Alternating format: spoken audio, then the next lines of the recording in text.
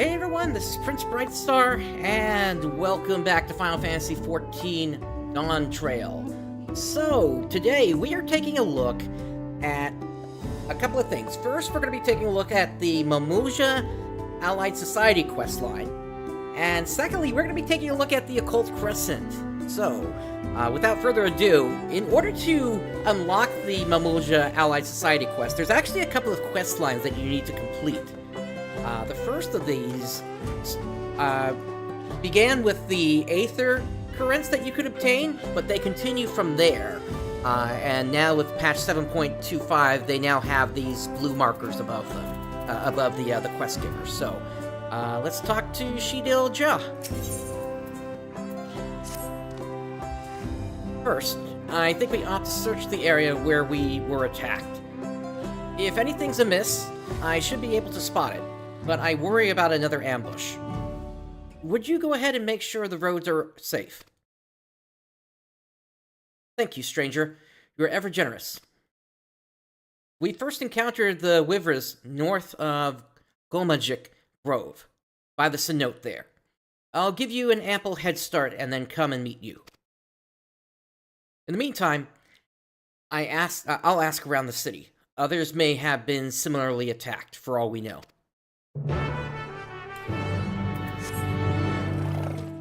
Alright. Oh, there's a hunt target here.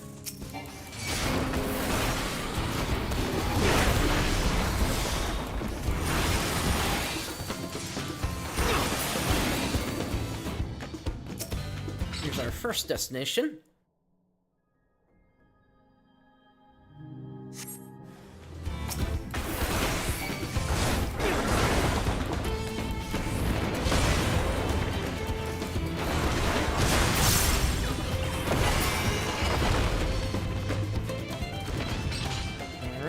So far, so good. Got another one right over here.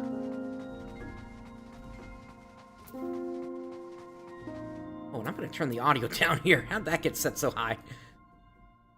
That should be better.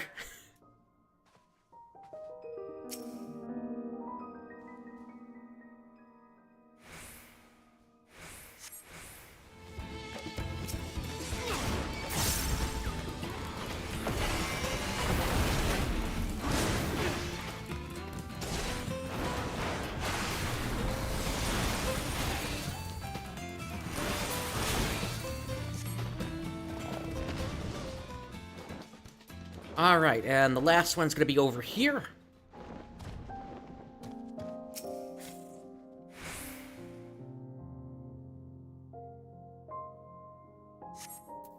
You scan the area, but no Wyvers emerge. Okay.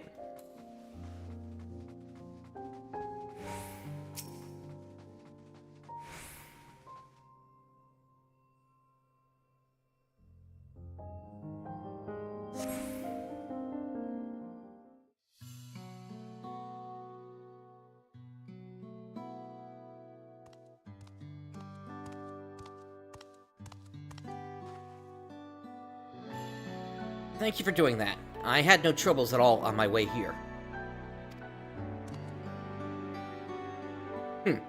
Something that might explain the Wyvers' aggression. I'm afraid I don't see anything unusual.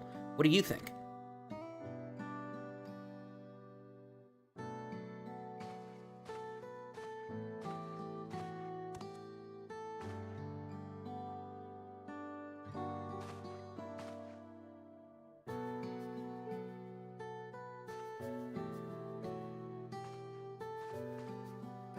What is it?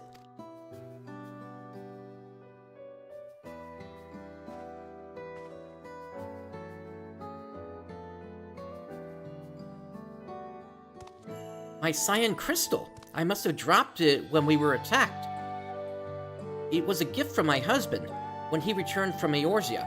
He said its blue glow reminded him of these forests, so he carried it always. Worth no more than a common stone, I'd wager. But to me it is precious. It kept him safe while he was away, brought him home alive.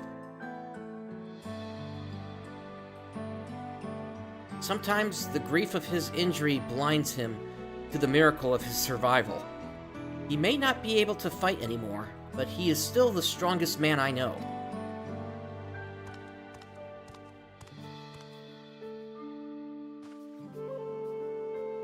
My husband used to train here in his youth. We call this stone Cholisivil. What a name. Cholisivas, the weight of the sky. And once, he believed with all his heart that he could bear any weight, achieve any dream. I wanted to remind him of that when I brought him here, but then those wyvers came along.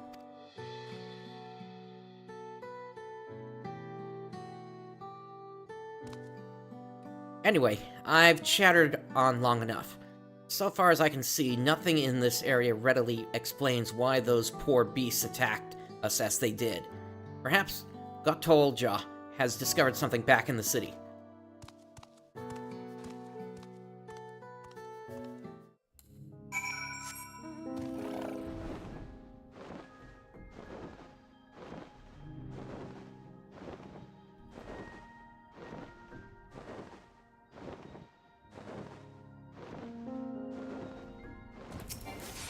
Their hunt target.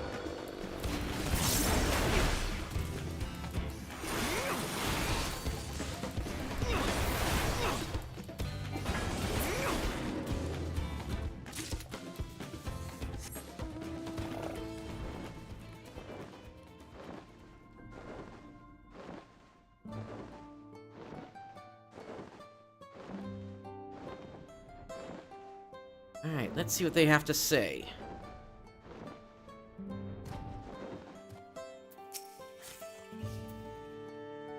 Well, it was by no means a waste of a journey. I was able to recover my precious crystal. Thank you for seeing her home safely. While you were away, I managed to glean a thing or two about our wyvers. Did you now? Somehow I knew you would have good luck.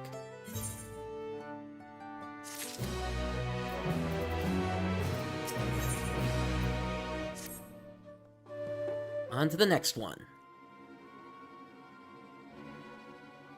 According to those I spoke with, a number of people have been attacked by wild wyvers in recent days. Many while traveling on public roads.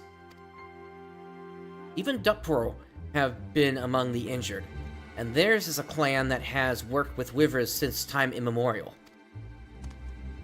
Goodness, if even Dawntrail can't handle them, what hope do the rest of us have? We'd be fools to step 1 foot outside the city.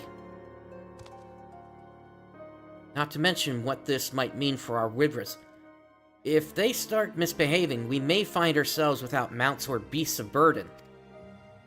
I thought about calling upon our hunters for help with the wild ones, but culling the population can't serve us well in the long run. Which leaves providing armed escort to those who ventured outside the city.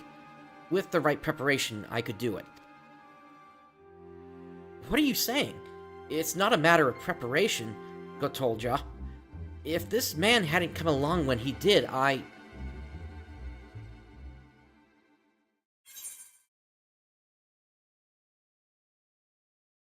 about trapping the wyvers instead?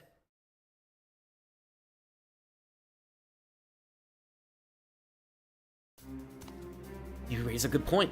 Perhaps setting a trap or creating some diversion would better serve our interests. Our goal is to protect our people, after all. Wyvers may be physically formidable, but they must have some weakness in their finer senses. A smell they can't tolerate, for instance.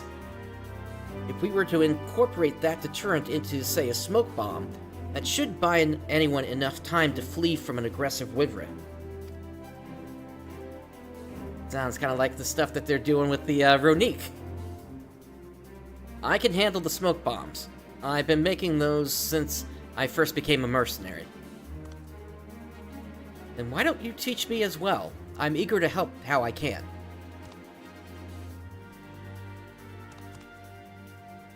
If you could find out what scent wyvers detest, that would be a great help.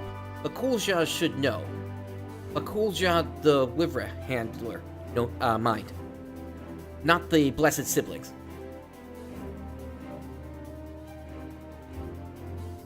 So they got Mamool Ja that have the same name, apparently. When you have whatever he recommends, bring it to me so we can infuse the smoke bombs with it.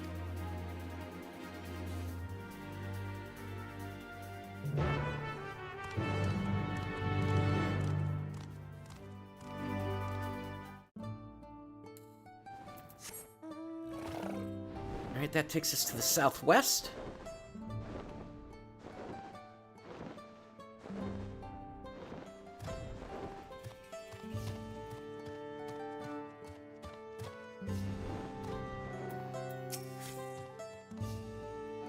What do wyverns hate to smell? Now that's a way to start a conversation.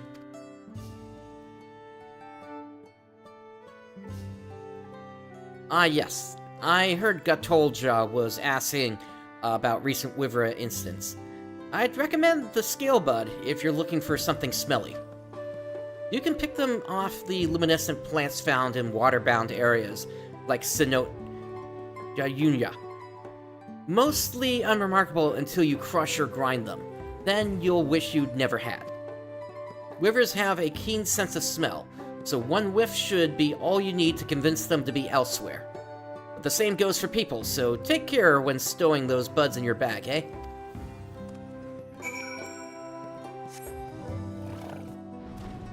Alright, we head west.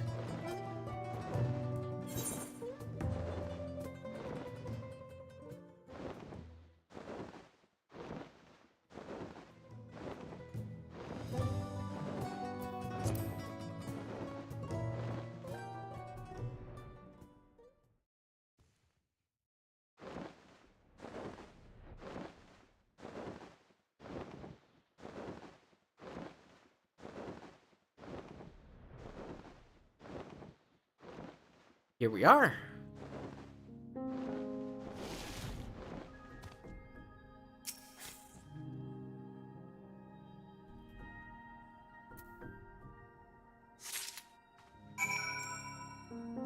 And we head back to town so we can actually take the aetheryte.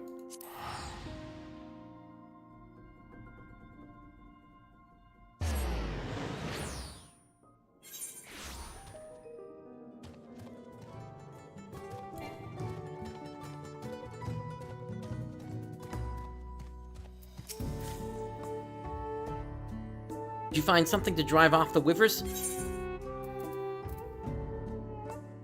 The scale buds, picked from the glowing plants found in Cenote Jayunya, known to cause severe olfactory discomfort when crushed.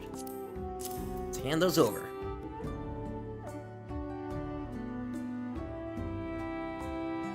When it's crushed, you say?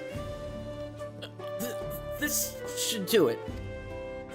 When everything's packed together just right, I can ensure the impact both triggers the smoke and crushes the bud. In theory, anyway. We still need to test it.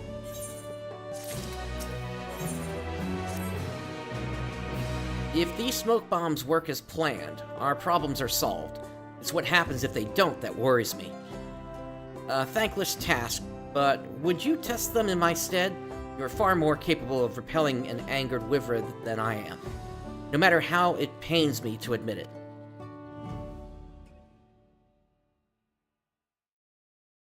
There are plenty of wyverns in this forest. See if the bombs work as they should, and do what you must if they don't.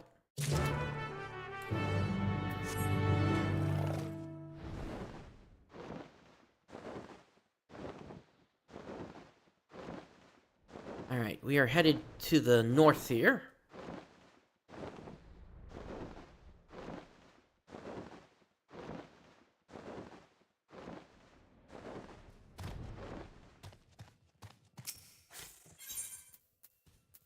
Let's fire off one of the handmade smoke bombs, a small explosive, painstakingly crafted by Occult Ja as a defensive measure against wyverns.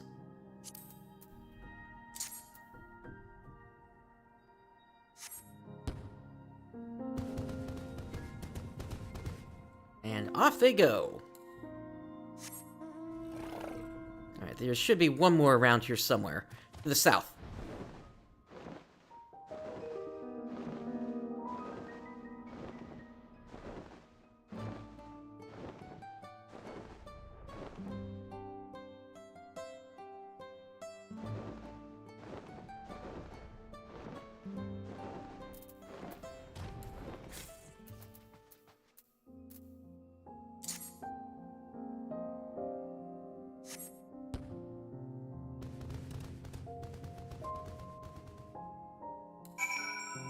It appears to have been a rousing success.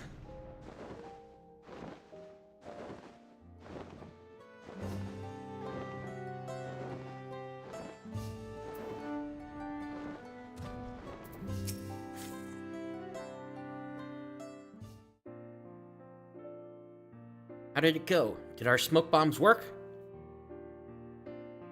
Perfectly. Thank goodness. Now we no longer need to worry about battling any Wyvers. I fashioned my bombs after those of the kobolds across the salt. They've pulled me through many a tricky situation, believe you me. Never imagined I'd be using them at home one day. I'm glad.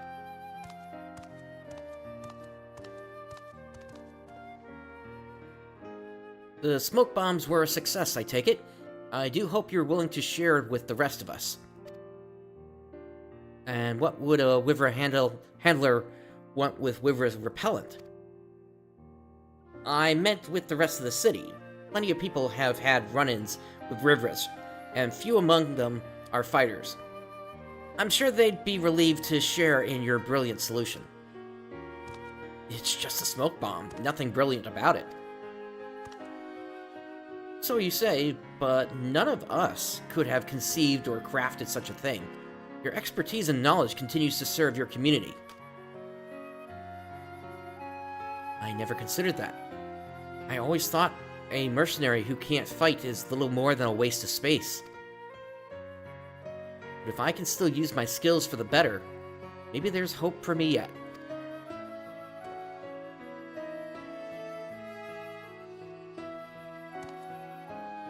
It's so simple. Why didn't I realize that before? I think we have more smoke bombs to make. Shidila. Enough for everyone. Indeed, we must do what we can to ensure Mamook's future is a bright one. That we will.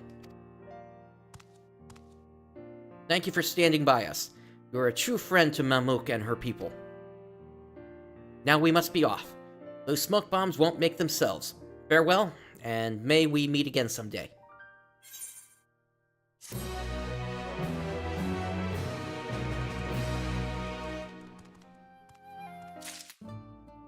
Alright, so that is the first half of the quest line. There's a second half to the quest line up here in Ikbrax.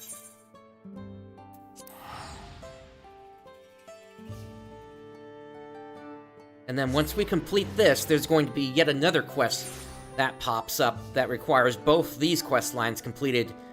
And once we complete the third quest line, that will then unlock the Allied Society quests.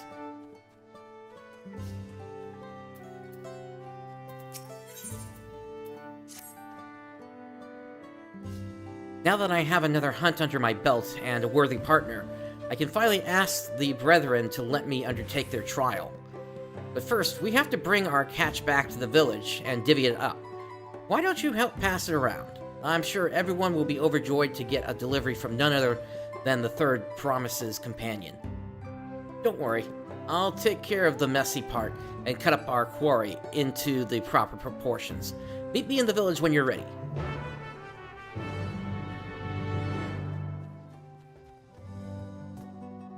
Where in the village am I going? Down there. Okay.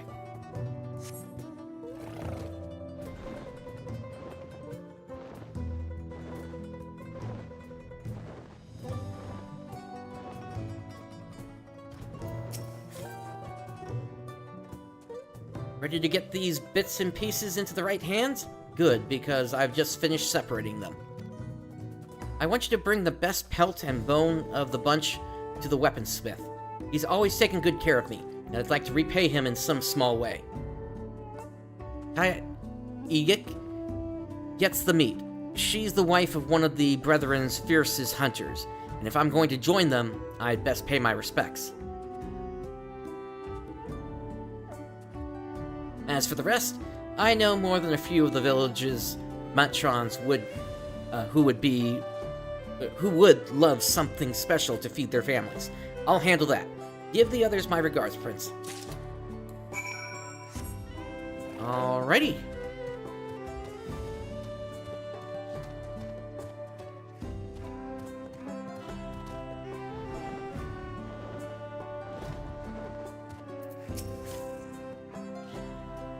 Hi, I'm the weaponsmith here. You say you have something from Ro? We have a bone here. This bone is used in the construction of both weapons and shields, as well as a pelt. The soft yet sturdy pelt of the Taiaitya is a favorite of smiths and tailors alike.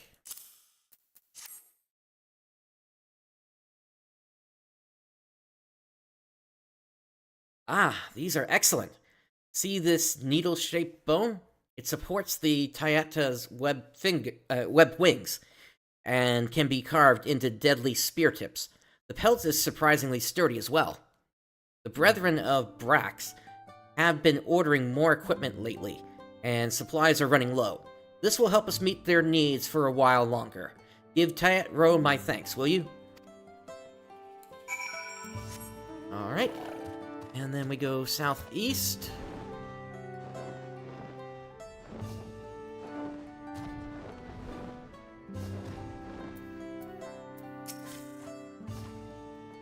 Oh, hello.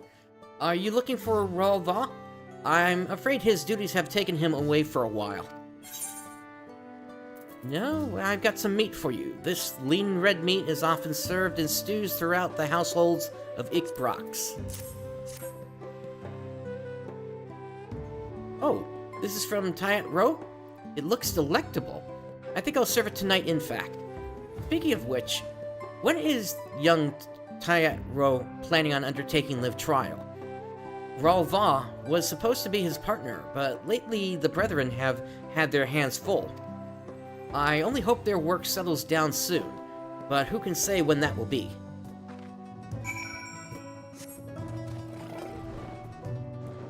Alright, let's hand in the quest.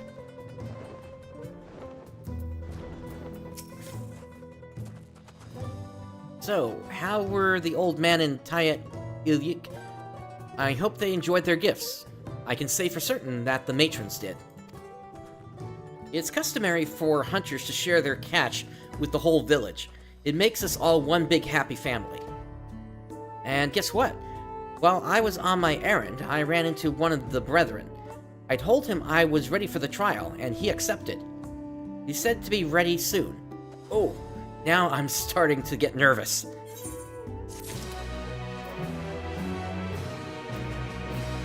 Alright. Oh, this is the moment I've been dreaming of. But I can't shake these butterflies in my stomach. Being nervous is only natural. You're right. I need to clear my head. Why don't you come with me? I've always found taking in the view at Night Stalker's shadow puts my mind at ease. That is taking us over to the east.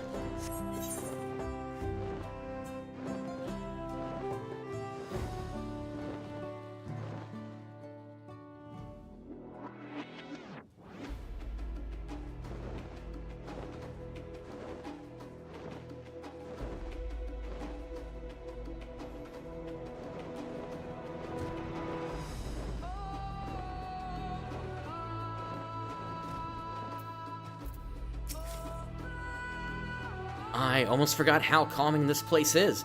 Coming here was the right decision.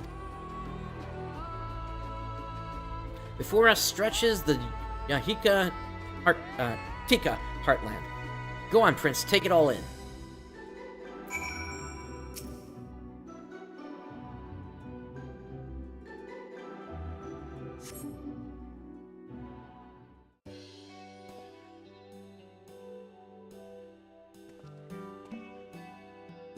It's trees as far as the eye can see. Under their branches live the Mamool Ja, who we fought against for so long.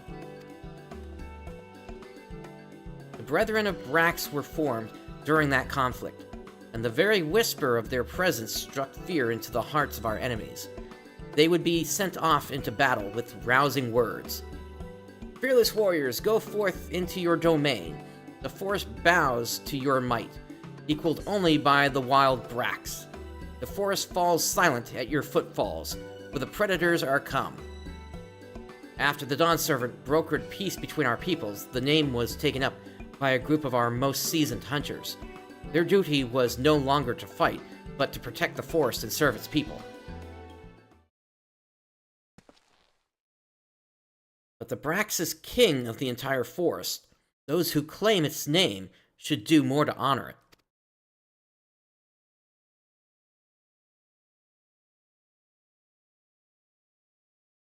Yachtel doesn't end at these cliffs, as you can see.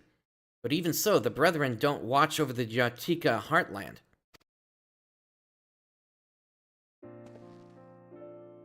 Even though the war is over, Ikbrax and Mamuk stand apart in tense silence. So tense that our hunters dare not set foot into the pass below. But I think we can do better. We all live under the same boughs, after all. Why shouldn't we hunt together? Why shouldn't we work hand in hand to keep our home safe?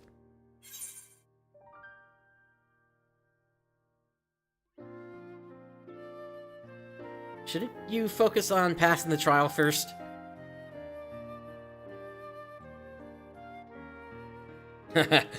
You've got me there. To make this dream come true, I have to first be in a position to reach for it. The first things first, I pass the trial and join the Brethren. Everything starts from there. Thank you for joining me on this bit of soul-searching. The road ahead feels clearer now.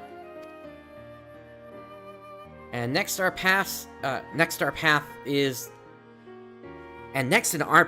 the trial. Ralva and the others are meant to test our mettle at the Shorbit Cinder Field. We've hunted together already, Prince, and now we fight together. Let's show them what we've got.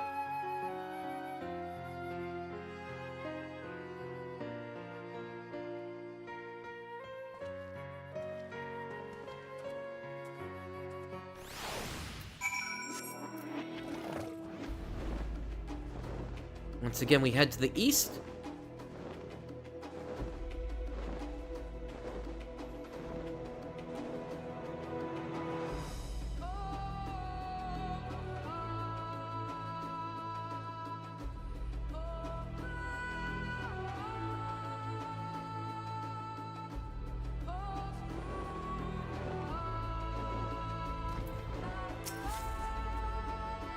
We'll be facing another pair of hunters.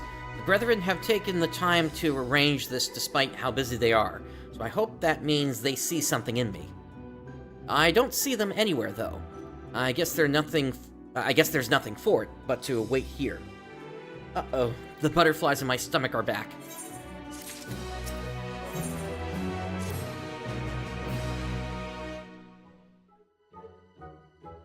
Where are they? Is this part of the trial? Oh, this isn't good. Maybe we're supposed to hunt one of the animals around here, but if I'm wrong, and the others come while we're gone... Row!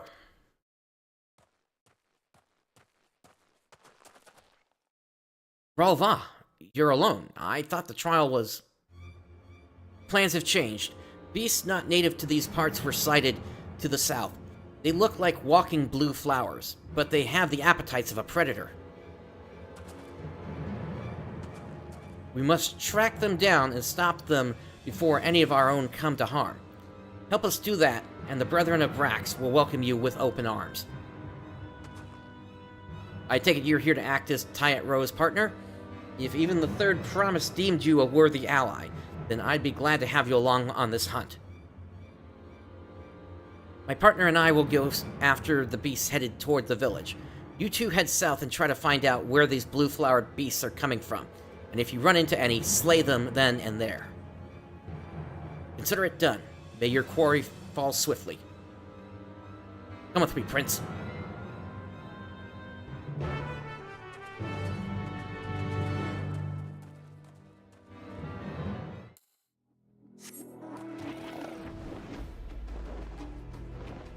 Alright, let's see what these enemies look like.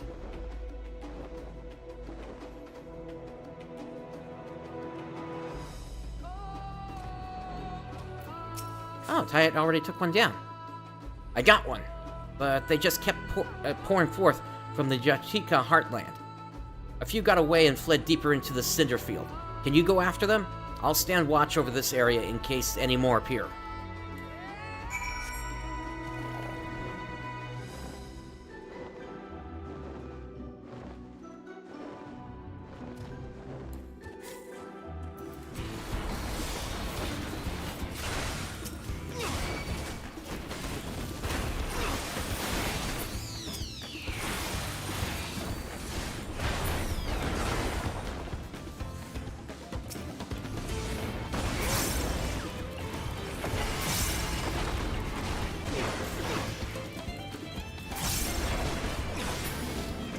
Not bad at all.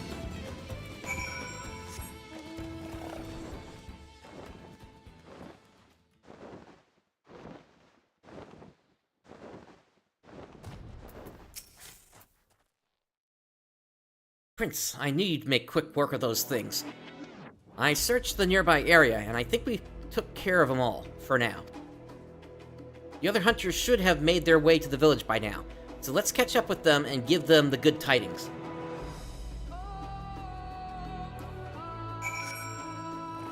Back to the village we go.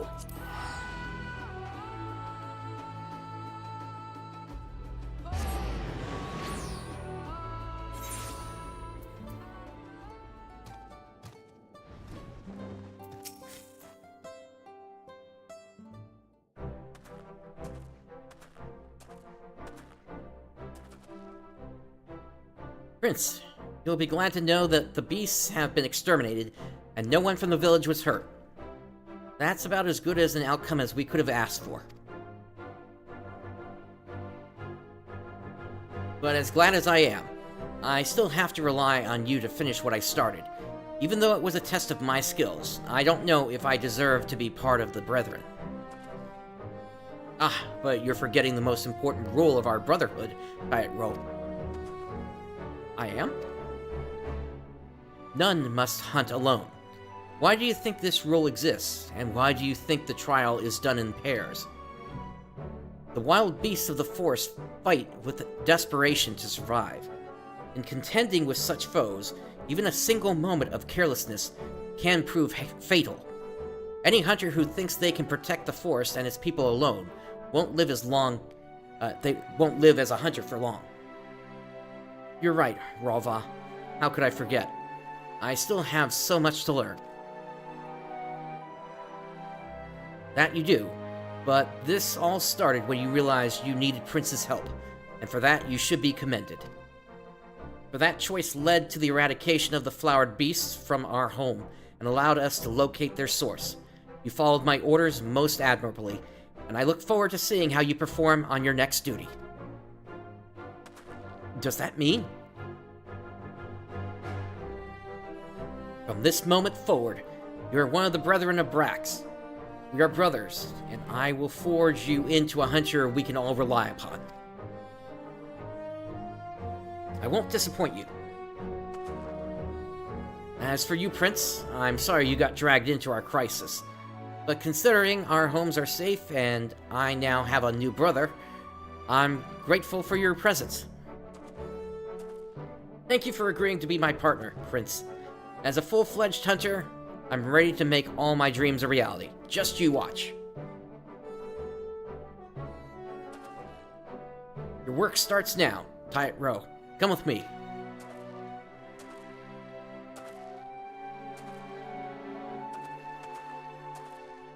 Of course. Well, Prince, I suppose this is goodbye for now.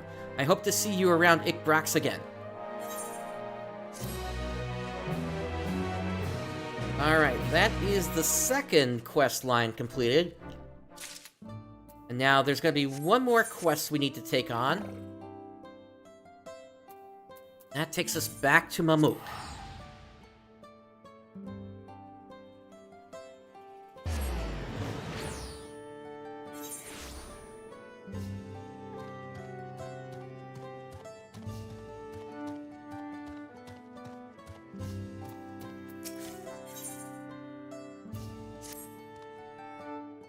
I'm glad you're here.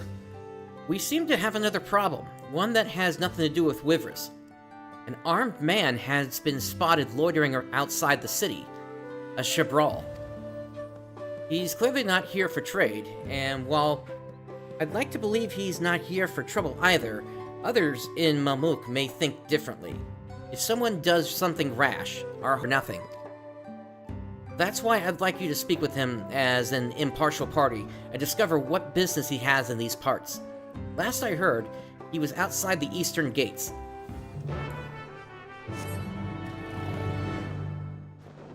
Is that going to be Tayet? Indeed it is!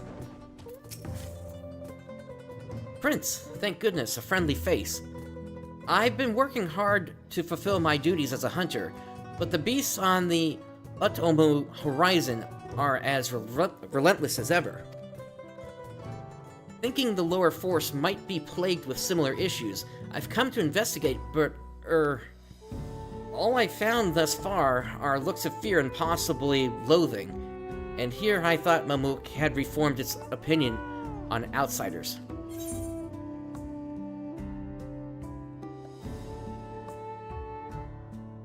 I know someone who would be happy to talk with you.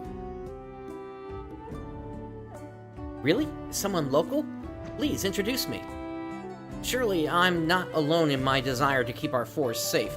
Come on, Prince.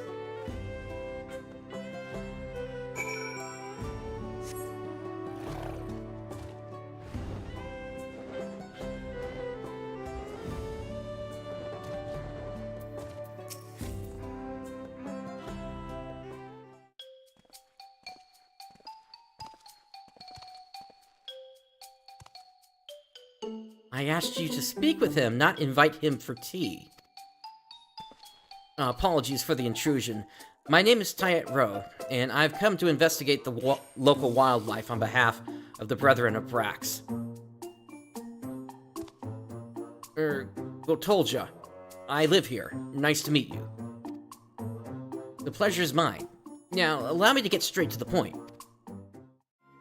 The beasts on the Utomu horizon have been exhibiting strange behavior as of late.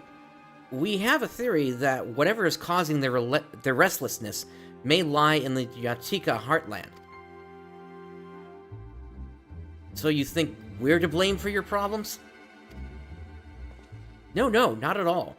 I simply meant that we've seen strange blue-flowered beasts up above, and their presence has caused no little anxiety in the surrounding wildlife. See, blue blossoms are indeed native to the Yatika heartland. Seems odd they would stray that far. First the Wyvras, and now this. Something's not right. I'm keen to resolve the problem, whatever it is. You say your Wyvras have been acting strangely as well?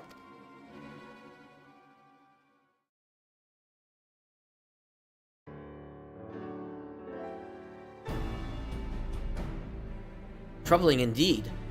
But I think we'll need more information if we're to effect any change. Let's ask around. Wait! The Shabral like you shouldn't wander these streets alone. I'll come with you. Yours is a friendly face in these parts. If you handle the western side of the city, we'll take the east.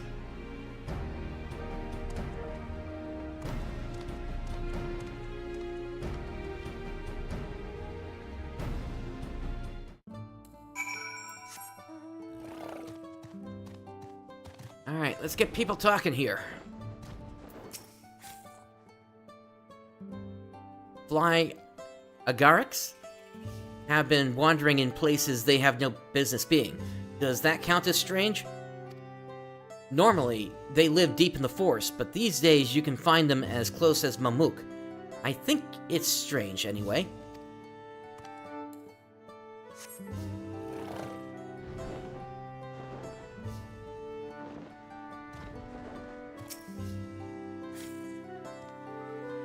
Anything unusual? Now that I think about it, my friend recently spotted a massive beast while gathering herbs. He'd be able to tell you more. His name is Sonilja, and he lives just down the road there.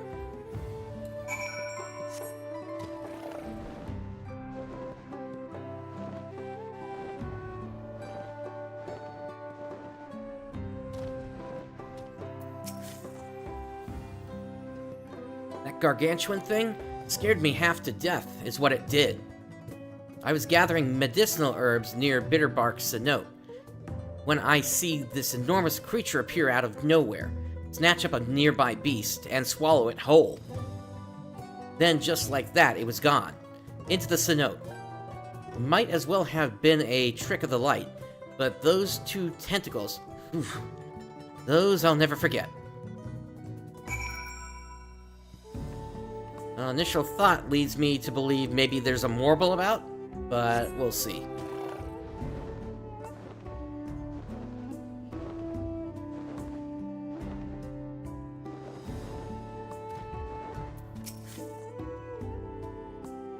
Everyone was more keen to hear what business I had with a hunter from Brox than they were to share information themselves. How about you? Did you manage to discover anything? There might be a Morble about. A giant tentacled monster emerging from Bitterbark Cenote? Not a familiar creature to me, but cenotes are known to connect to larger bodies of water, even as far as the salt. So this beast drifts into our cenotes from the outside and starts preying on the local wildlife. Without a clear way to defend themselves, the Blue Blossom flee to the upper forest, while the Wyvers start rampaging in fear. Then, if we slay that tentacled fiend, our problems are solved. I hope you two are ready for the hunt.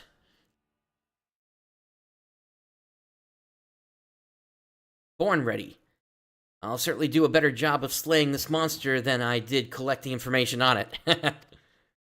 Good, then I have a plan. I'll explain once we get to Bitterbark Cenote.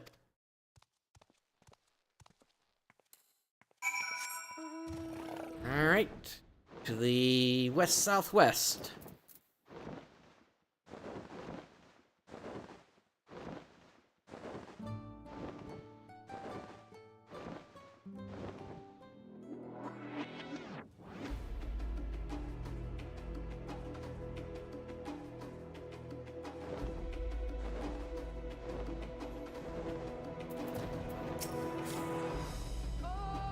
No trace of our mysterious monster, but we did find the remains of some blue-flowered beasts, leftovers from its last meal, no doubt.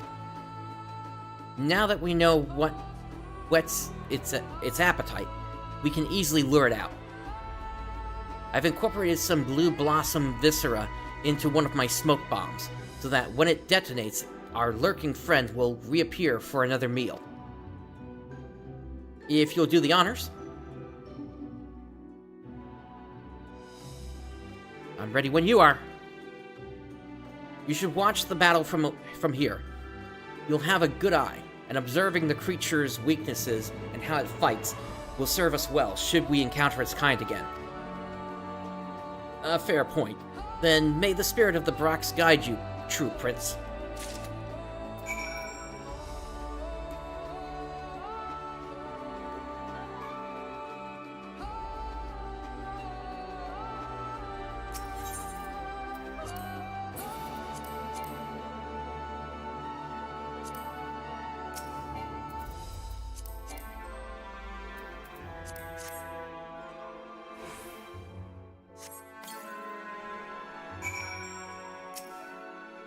And now we wait.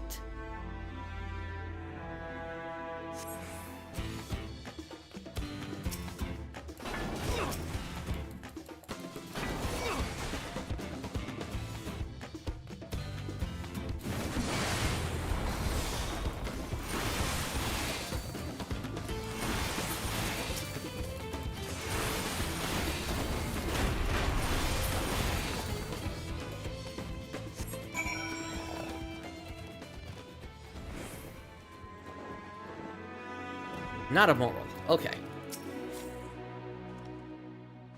That was incredible, Prince. I think you got them all.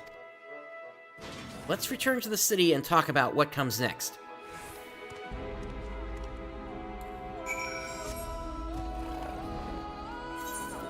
We can take the 8th right there.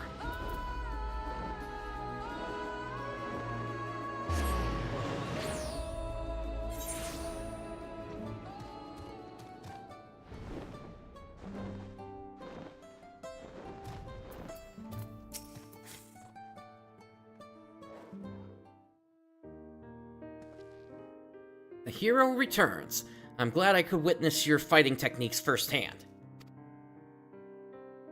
Next time, you can leave the slaying to me. I know just how I'll bring down such a beast. Any insights you could share would be invaluable. Few though they are in number, Mamook's hunters are better positioned to deal with such menaces should they return.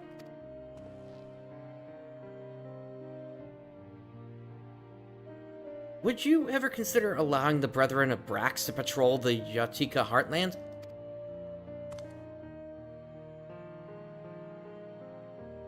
Don't misunderstand. I will happily offer my insights regardless. I just thought that since your numbers are few, my people ought to offer their assistance. What do you say? It's a generous offer, but not one you're likely to profit from. I disagree. The Otomu Horizon, the Jatika Heartland, we separate them with words, but in essence they are the same forest, the Forest of Yaktel.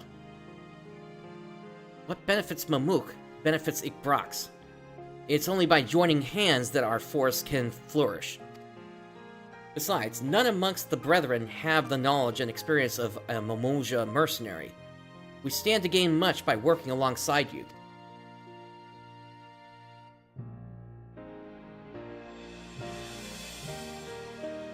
I agree that cooperation is the key to this forest's prosperity.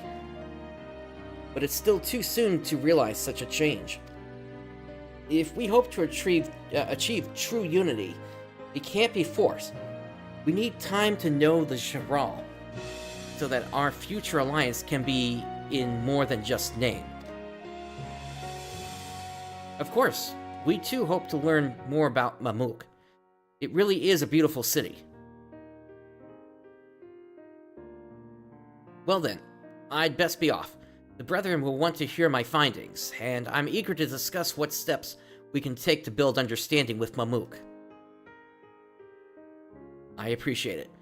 I'll do what I can to convince folks that hunters from Ikbrax aren't all worthy of suspicion.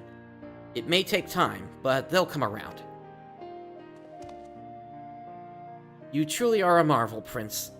If you're not revolutionizing the city or saving men from their past, you're connecting kindred spirits from opposing communities. Together, we'll make this forest one that's safe and welcoming to all. From the top of the Otomu Horizon to the heart of the Jatika Heartland. No matter where you venture in Yaktel, you will always find friends. Come and visit whenever you'd like.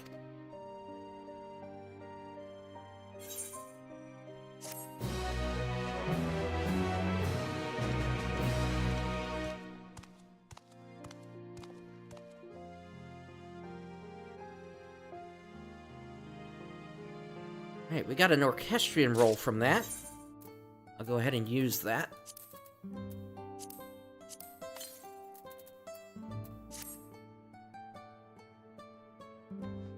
Alright, and now this is where the Allied Society quest comes into place. And for this, I need to change what class I am. Since these are focused on gathering classes.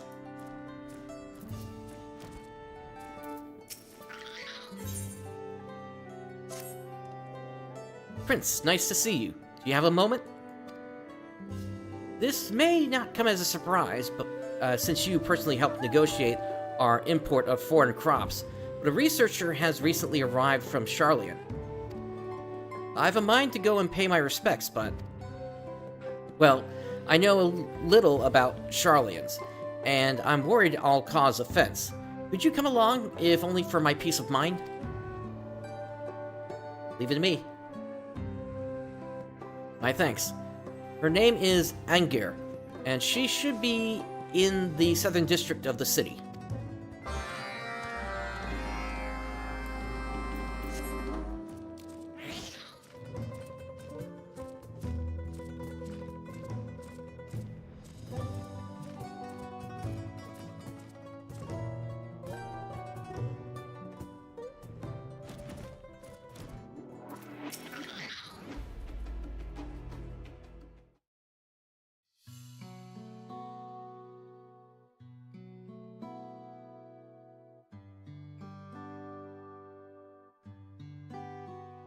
Hello there. May I be of assistance?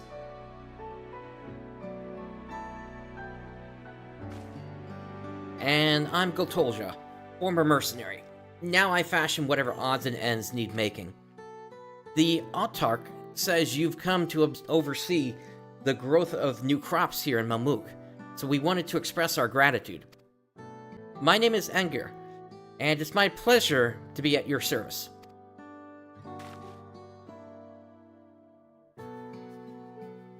When I first heard my assignment, I was intrigued.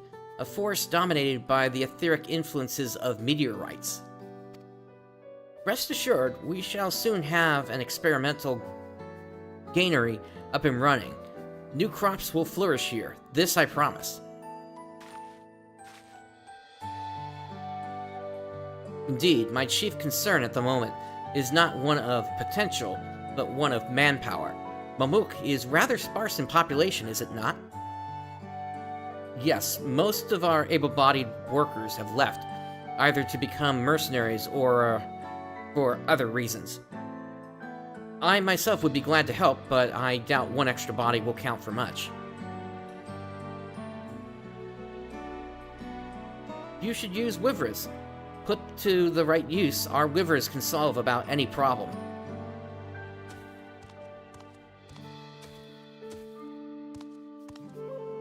Ruvolja, how many years has it been? I thought you had moved to Tuliolo for good. When I heard change was in the air for Mamool, I had to come and see it for myself. Using Wyvers sounds like an excellent idea. We could hitch them to plows, have them cart heavy equipment. All we need now is someone willing to gather extra materials we require. I know a few gatherers, but most are getting on in years. We'll have to find an adventurous soul if you need anything more than local mushrooms or the odd medicinal herb. I handle beasts, not ore or timber. You? Yeah...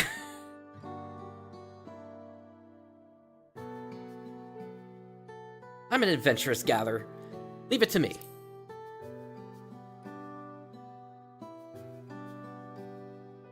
Then it's settled. You will be well compensated, I promise. I look forward to working with you, friend. Prince, Ruvolja. You both have my thanks. Think nothing of it. I'll gather what Wyvern handlers I can find and explain the situation. I'm sure they'll be happy to help as well.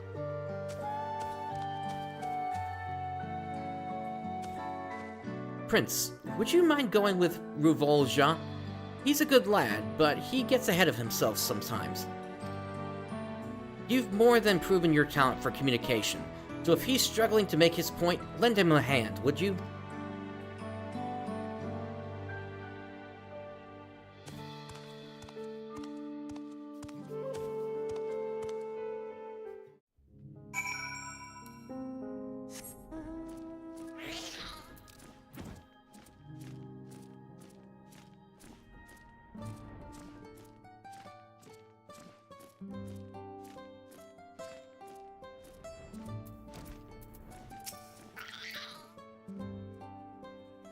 As I've been saying, Wyverns are the answer. But ours are specially trained for combat. How do you reckon they'd help with farming? Oh, Prince, perfect timing. Tell them one Wyvern is worth at least 10 men on a field, won't you? The Wyvern handlers stand in awkward silence. Try convincing them on behalf of Ruvolja.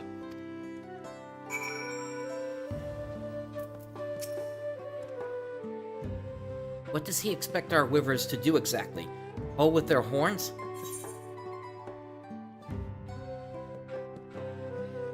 More like pull heavy plows.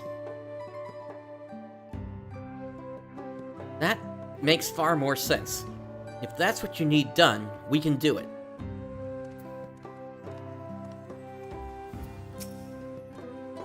Believe me, we all want new crops here in Mamool. I'm happy to help. I just want to know how a Wyvern trained for battle could be useful.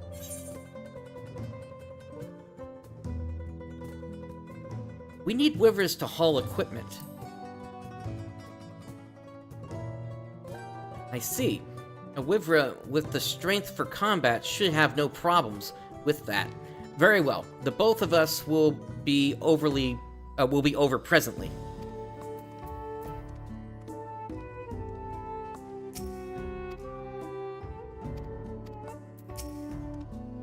My precious Wivra only smashes things. I'd love to be of service, but if my darling can't smash something to bits, then I'm afraid we're at an impasse. How about smashing rocks? That sounds, well, smashing. Leave it to me and my Wivra. We'll have the garden beds free of obstructions in a blink.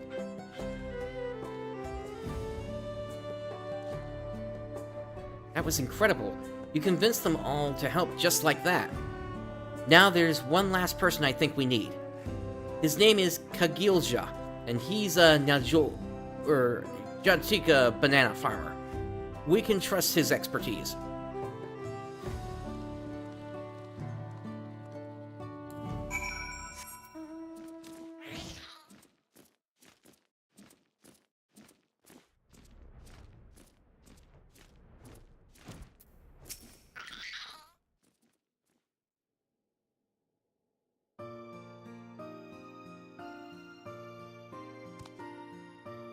You were part of the Third Promises Retune, weren't you? What brings you here now? And with Mamool? We just met, actually. A researcher from afar is beginning work on a granary here, and we're both lending a hand. I was hoping you might help out as well, knowing as much as you do about farming in these forests.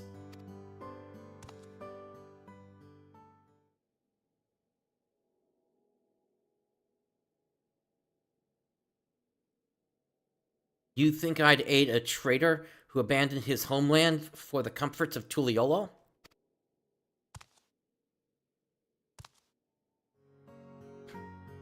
Look on your face. I'm kidding. Although it's in great part thanks to this man here that such words can be said in jest. Much has changed for Mamook.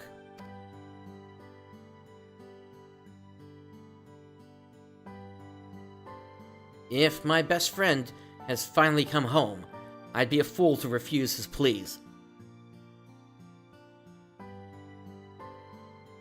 Joking aside, your words didn't ring hollow, Kagilja. To many, I was a traitor to everything Mamook once stood for. A traitor to my friend for never writing.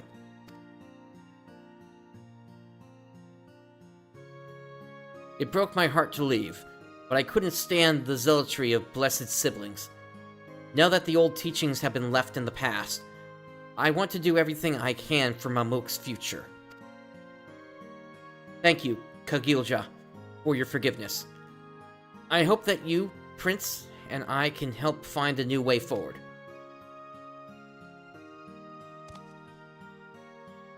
Alright, hopefully we have enough people to get started. Let's go and ask Angir if she needs anything else.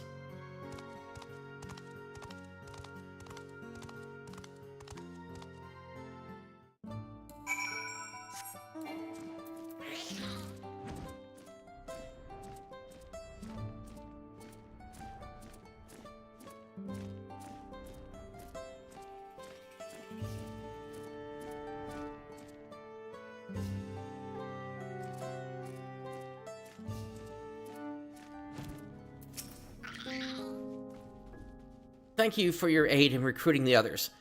With a handful of Wivras, our worker shortage is now but a trifle. The handlers have their orders, but there's one thing I would yet ask of you. While fertile, this soil needs some additions to better accommodate the seeds and starters I've brought with me. I think some charcoal should balance out its acidity nicely. Perhaps you could bring some from the Shorebit Cinderfield? I've attained the proper permissions from Ikbrox to gather from the Utamu horizon. As long as your work is done respectfully, we have nothing to fear. We'll begin setting up a base of operations in the meantime, so let me know once you've acquired what we need. Alright, that's gonna take us to the north then.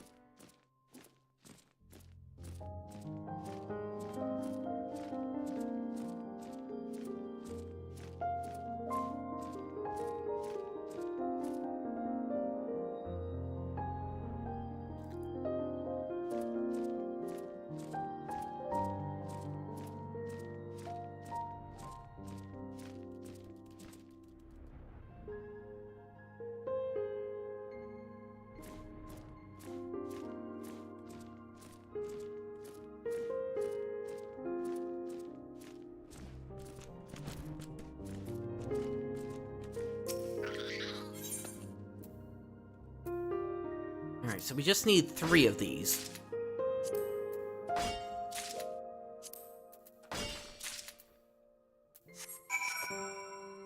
Alright, we return back to Mamool.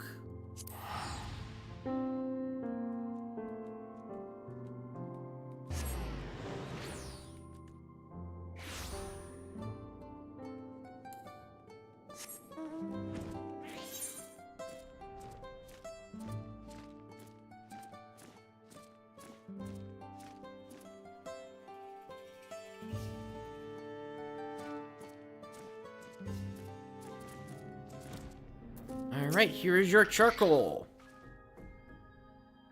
Welcome back. I trust you have what I asked for. Soil charred from a war long past.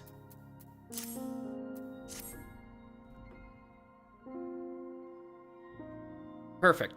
Just what I had hoped. I'll have the Wyver's handlers mix our fertilizer into the soil as they till it.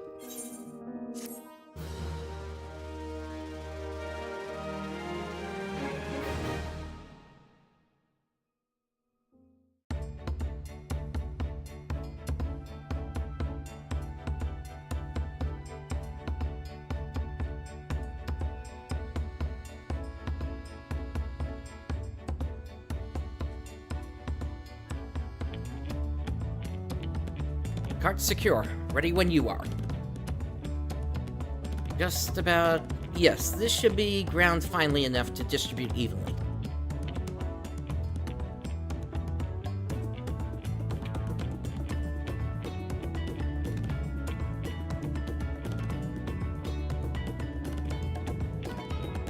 Once we've tilled the soil for beds, we can begin planting in earnest. Mamool Ja, can I count on your continued support? Me? But XIV Ja's the one who grows things. And you have grown our hopes into a viable operation by recruiting the necessary allies. Charisma like yours is essential for this gainery's success.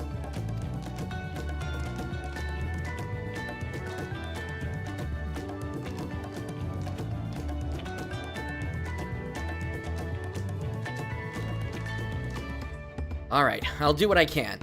My pride is of Mamool Ja. For Mamool.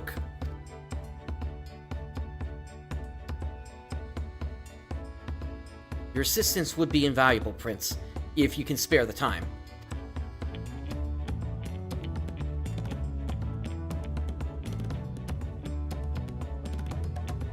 After all these years, my homestead is about to realize true progress. I would love to have you with us as we build a brighter future for my people.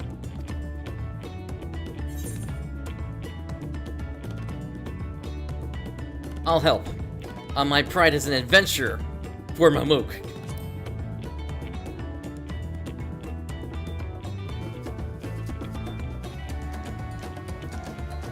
Thank you. I'm in your debt. It's heartening to have you with us. Sorry for the wait. The Wyvers are ready. Thanks, XIV Ja. Let's get started.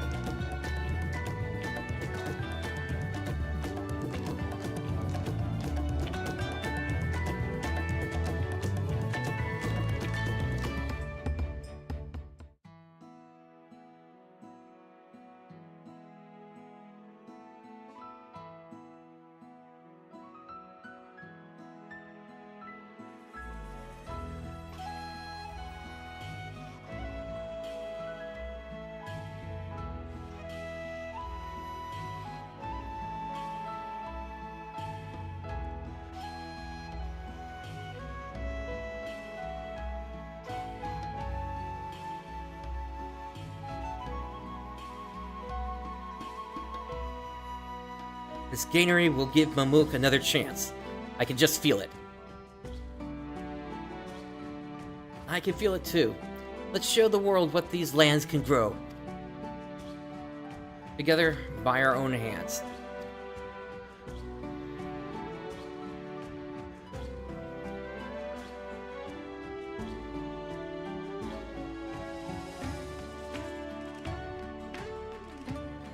From hopes yet to fully blossom, Mamook has established a granary. Help the Mamool Ja come to love the land that supports them by aiding the farmers of Golma.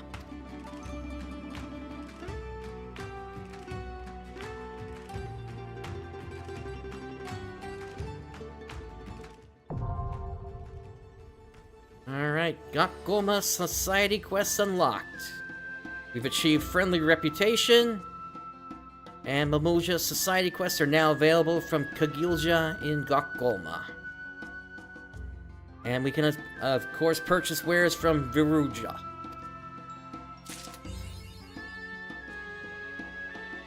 Eat your vegetables 1 for 5 achievement points.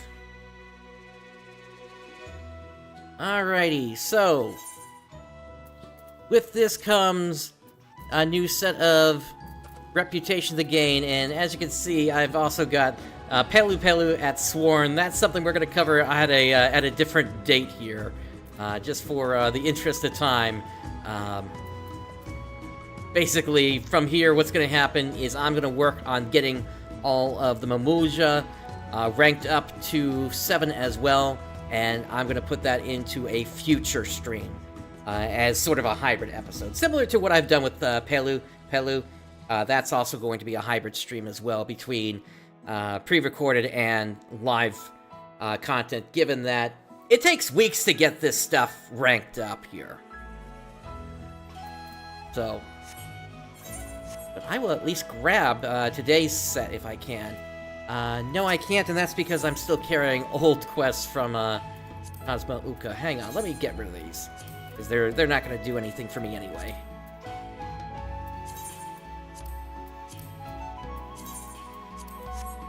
There we go. Alright, so we'll grab these 3. For the most part, you can just kind of skip through the text like this if you want to. I usually do the same thing. Basically, what happens from here is there are various points on the map that you're going to need to go to in order to, depending on what you're doing. In this particular case, we're gathering, so you would go to the various points here. Looks like there's a gathering point up here, as well as over here that you'd need to take care of. And then there's some other sort of objective down here. Once you complete the quest, just return to here. You'll get the Mamool Ja currency, which we can see right here, the Mamool Ja Nanook. And you can hand those in to Viruja here. Right now, they're just giving out gathering material, or materia rather, but as you rank up, this expands to other items. Alright, so that is the Mamool Ja Allied Society quests unlocked. Let us now head for Tuliolol for the second part of this stream, where we head to the Occult Crescent.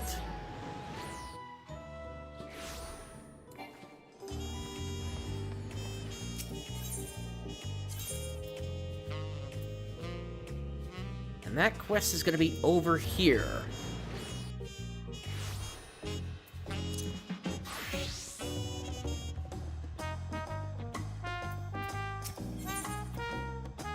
One last hurrah. You're Prince, aren't you? Just the man I was after, as it happens. Old Kettenram tasked me with finding you. Says he's got a proposition for you.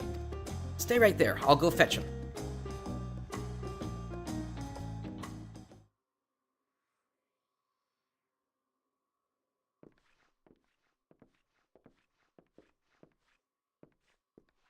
Apologies for collaring you like this, but I was hoping we could parley before ye took leave of Tuliolol.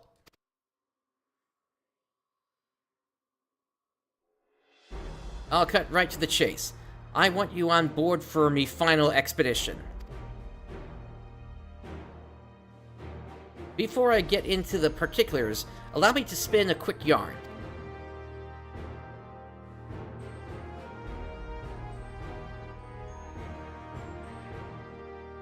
These days, any Eorzean sailor worth their salt, bound for Tyrol, take the established route and skirt the southern Indigo Deep.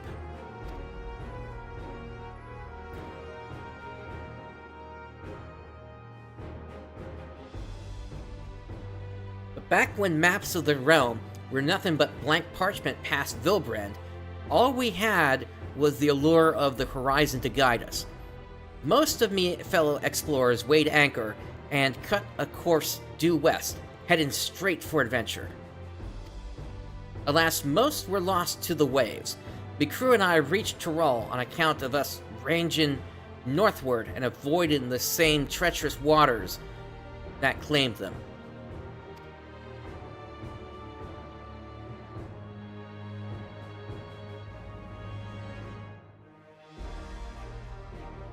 That stretch of the deep came to be known as Shay's Triangle.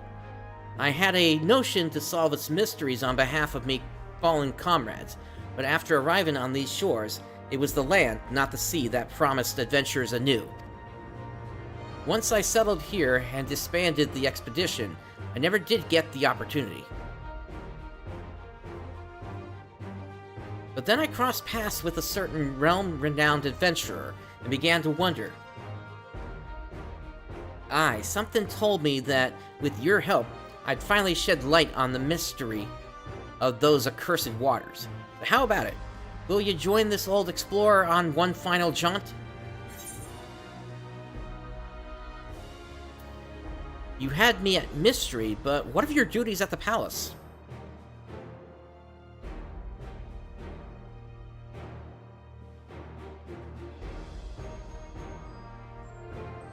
Not to worry. I propose all this with the full backing of the Dawn servants. Truth be told, even before Gululjaja asked me to watch over Kona and Wuklamat, I feared I'd never sail again. Any road, I sensed the pair were wise to me worrying, so I laid it all bare.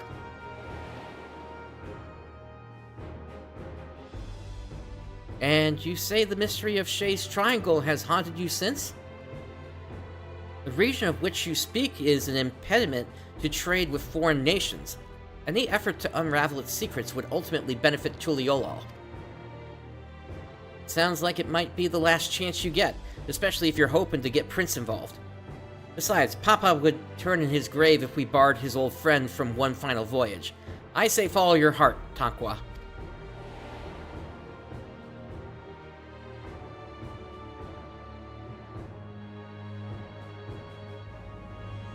I'm sure you'll be wanting more details, but I'd like to set sail sooner rather than later. Let's reconvene once we put a few malms between us and the harbor. The ship is ready and waiting. Had her sent over from Limsa especially. When you're ready, speak with Ofanjim over on the pier.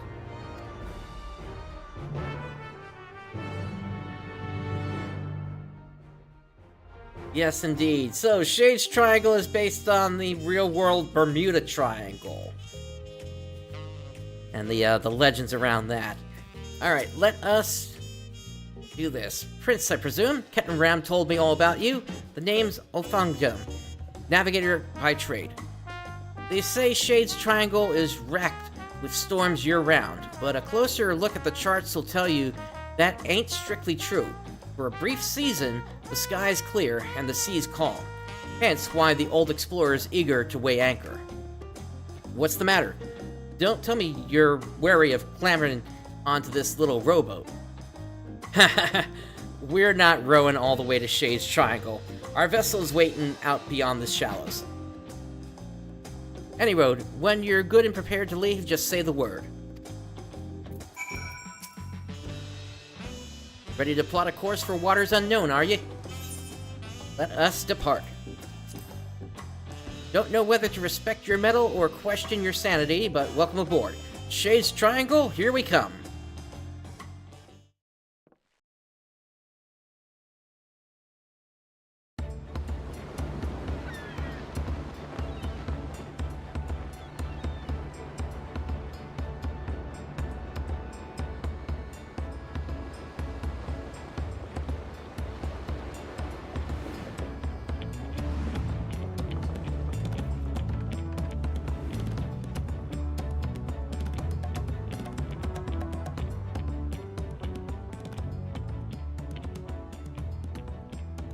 Plain sailing thus far.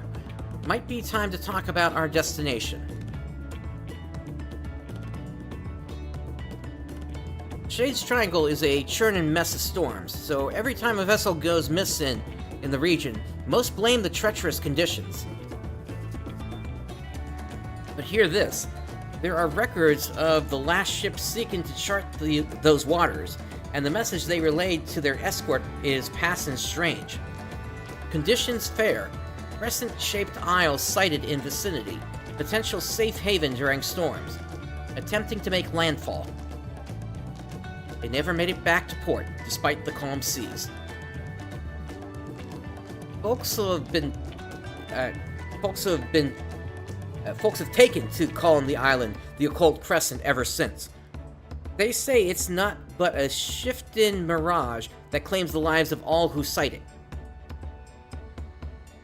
Everyone on board knows the risks involved on a voyage like this, but there ain't nothing like the thrill of the unknown to trump good sense.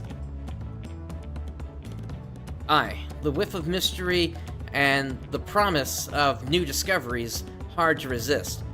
Am I right in thinking the same applies to you, adventurer?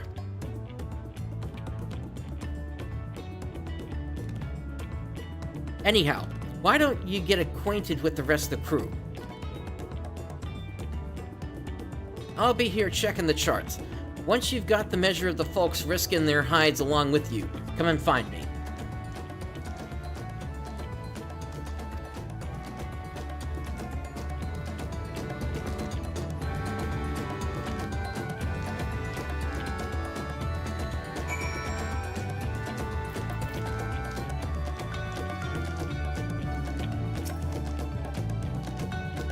This ain't me first trip to these waters.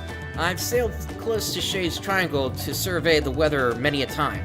Only on the clearest days, when the sea's flat as glass, do ye get a glimpse of the isle. It looks unremarkable from a distance, but that's exactly what the poor bastards who went missing must have thought. Never did pluck up the courage to take a closer peek, curious as I was. But when I heard Kettenram was leading an expedition into the heart of the Triangle, I signed right up. Don't get me wrong, I've still got me reservations, but when I think of whatever's waiting for us in those waters, it's the excitement that wins out.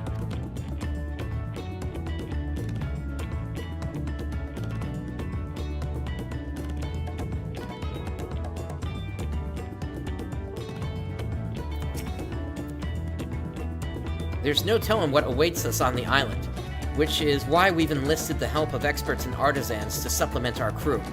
There's one fellow we're all wishing we'd steered clear of, though. After we left port, I caught the crazed fool trying to launch one of the lifeboats. We managed to lock him in the hole, but the Vidral set about drinking all the rum on sight. Oh, that'll be Geralt. In the end, we tied him up and stuffed him in one of the barrels he'd drained dry.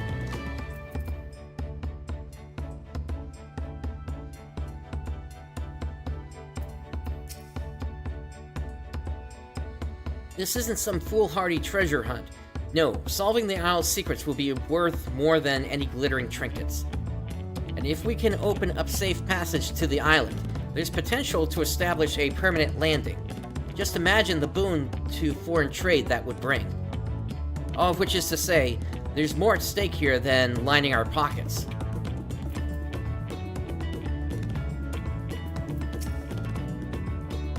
My grandfather once sailed with Kettenram. He was right there with them when they first made landfall on Tyrol. But it wasn't Tyrol they were aiming for. They'd left Eorzea westward bound for Hingashi. They didn't count on a great big continent lying between them and their destination. Once they were ashore, they soon forgot all about the Far East. Eventually my grandfather settled, and here I am, 3 generations later. By all accounts, journeying with Kettenram is life-changing. I mean that in the best possible sense, of course.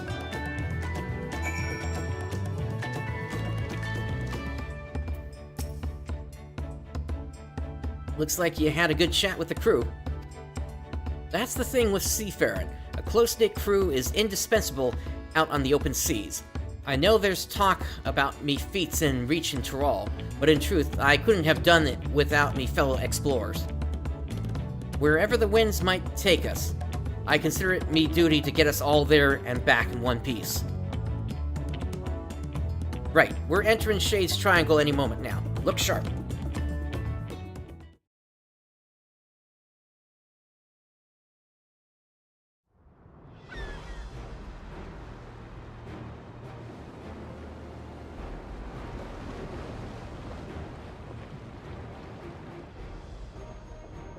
Land ho!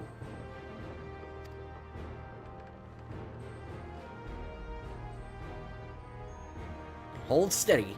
We sail straight for her. Aye, aye.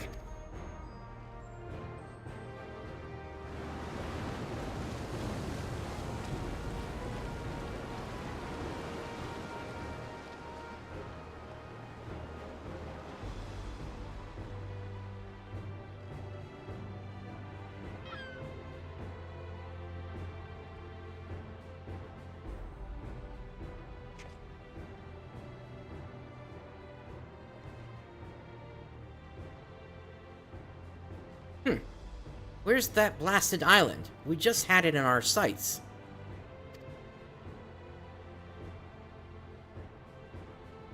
Land spotted off the starboard stern.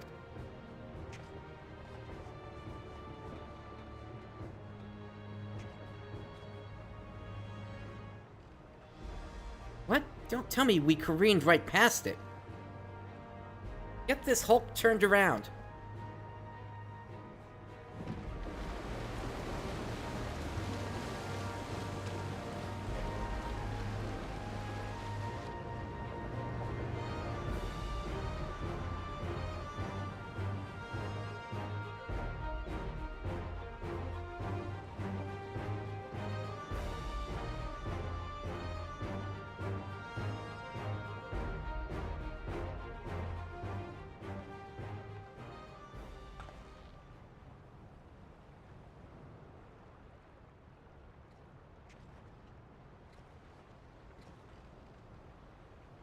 Lost sight of the damn thing again.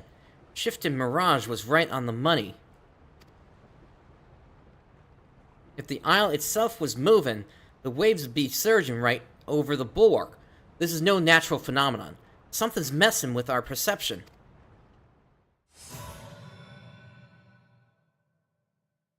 He deserved. Heed my call.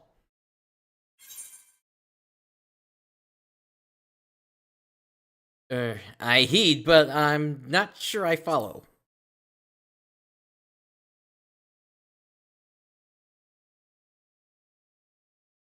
Who are you talking to? Strange voice, you say? I didn't hear a thing. What in the... I've lost control of the rudder. It's like something's reeling us in. Gods.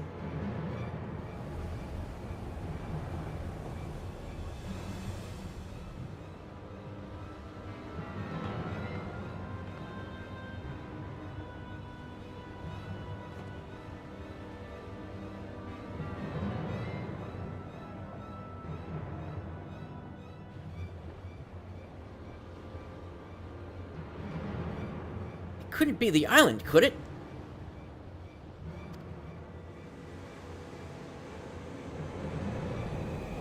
Now we got a fog or a mist rolling in here.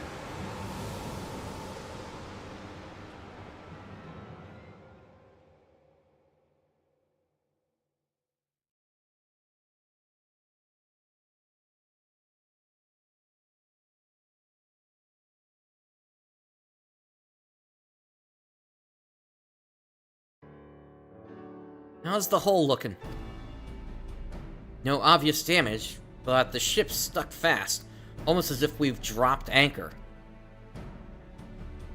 Perfectly docked, and without a single scratch. There ain't a helmsman alive who could have managed that. Crazy thought here, but was there a bunch of metal on the side of that ship? Because if there is, it's possible the island reeled us in via magnets. I fear she'll end up like that if we try and shift her. I reckon we were brought here by some sort of arcane trickery. Trapped too, most likely. Magicked right into our destination. Quite the stroke of luck, if you ask me. Well, there's nothing for it but to get this expedition underway.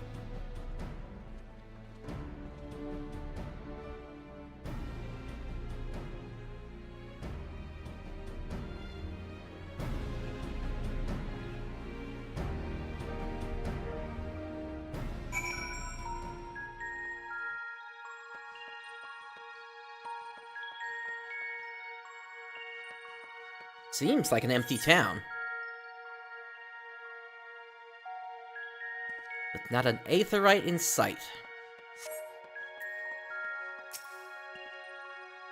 That voice you heard on the ship, I'm starting to wonder whether that wasn't some kind of summons. I'm glad to have you with us, regardless. As for the isle itself, I'd assumed it was uninhabited. Certainly wasn't expecting to come across this phantom village. Like as not, there's some sort of ward encompassing the island to keep us here. That said, there's a chance etherical currents could circumvent the ward, assuming you can tap into one. Might be worth a try if adventure calls you elsewhere. So he's basically telling me to teleport. Any road. As much as I'd like to gather the crew and get stuck right in, we'd better secure the perimeter first. Oh, and I thought I'd give you a journal to jot down your findings along the way.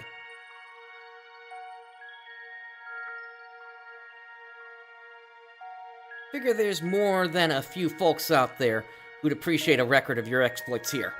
Fill those pages and give them something to sink their teeth into.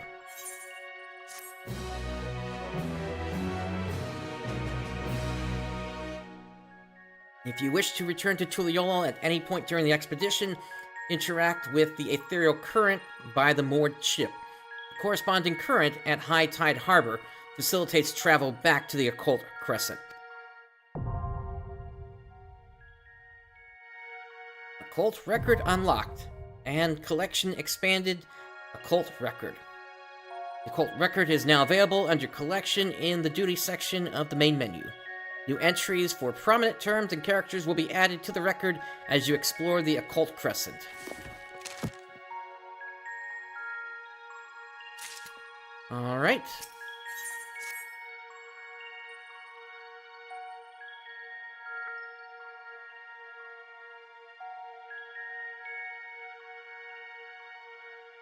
Odd. Not a single soul about. No use pondering, though. We'd better take a look around while Ofangun stands guard. As long as the ship's safe, so are all the provisions on board. And that means one less worry while we're getting our bearings.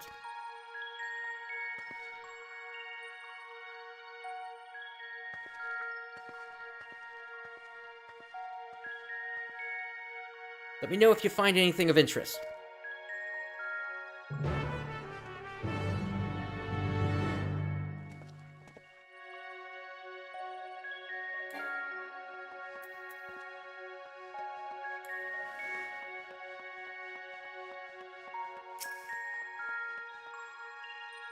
Likely carved by skilled hands, this aether-infused stone exudes a faint glow. It is unclear whether the stone emits light naturally, or if some internal mechanism is causing the illumination.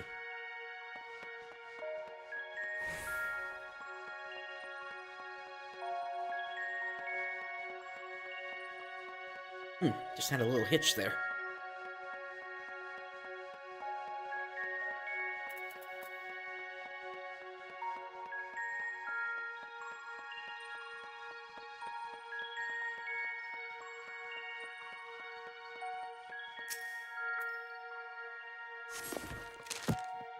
Okay, that is the second occult record, then.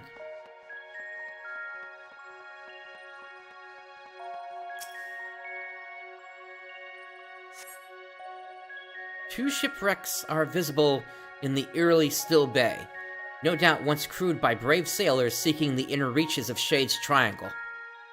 Judging from their orientation, the vessels must have sunk while attempting to leave the island. There's no telling whether the souls on board were also lost to the waves.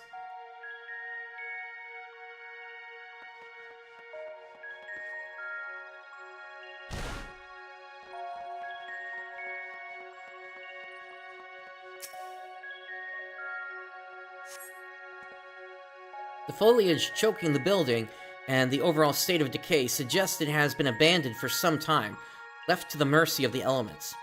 We have finished investigating the area. Kettenram will be keen to know of your findings. Also, there is a lantern knocked over or something.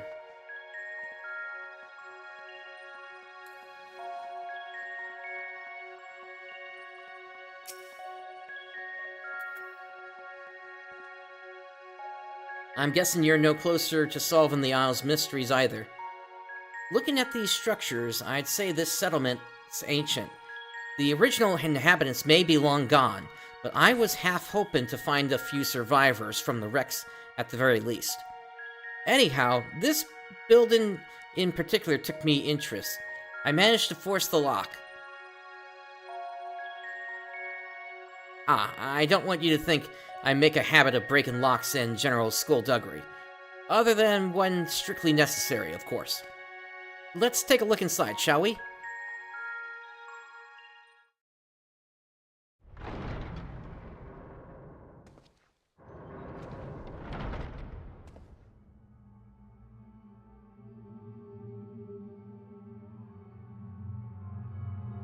And why are those candles still lit?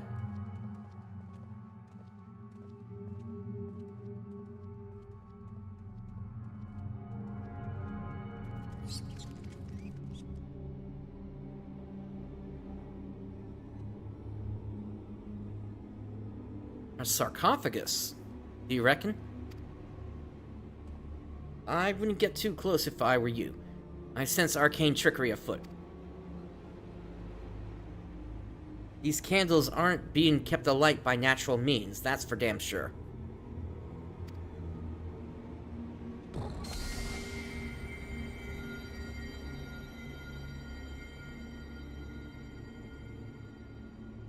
Is that the symbol of an Ascian? Just as I thought. Experience tells me a ward like this'll have us jumping through hoops to dispel it.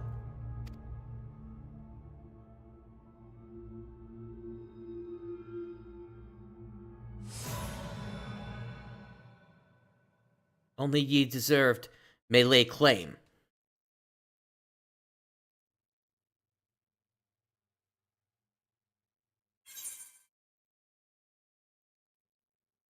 Let me see what I can do.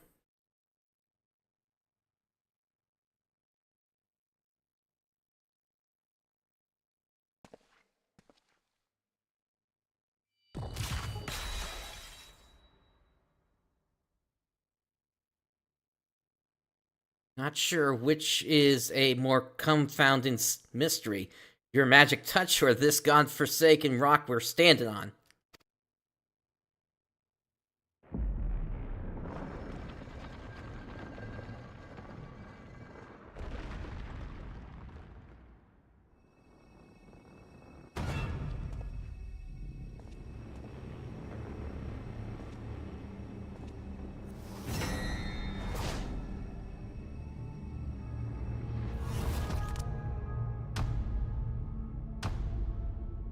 It's a Nimian.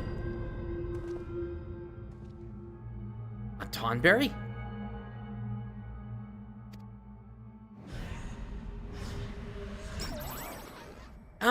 Thoroughly refreshed and raring to go. Yeah, Kettenram, don't worry about these guys. They're not gonna poke you with a knife or anything like that. They're quite different than the legends may say.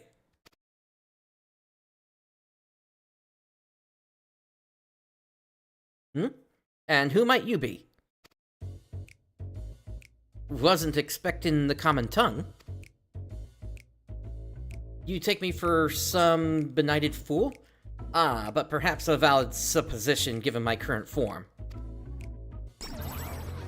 You stand before the archive, the very definition of erudition. Now hurry up and introduce yourselves.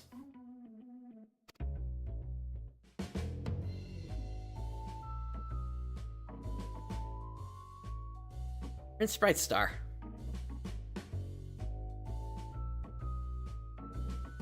Oh, Prince, is it? Those keen, searching eyes of yours. Clearly you have an inquisitive mind like no other. Save my own, that is. I'm Kettenram, an explorer hailing from Limsa. We're here on an expedition backed by the nation of Tuliolol. Limsa what now? Tuliolol? I visited each of the 12 city-states and learned all there is to know about their peoples and cultures. Those names ring unfamiliar. To think a whole nation would elude me. Tell me, when exactly was this Tuliolol founded? About 80 years ago or so.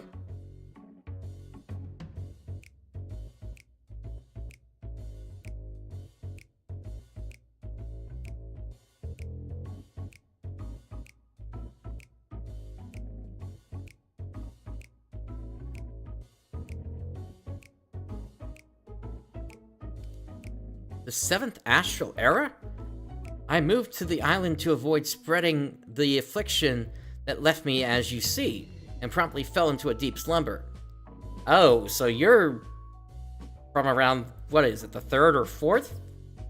No, 4th was Allied. Maybe it was 2nd or 3rd. Anyway.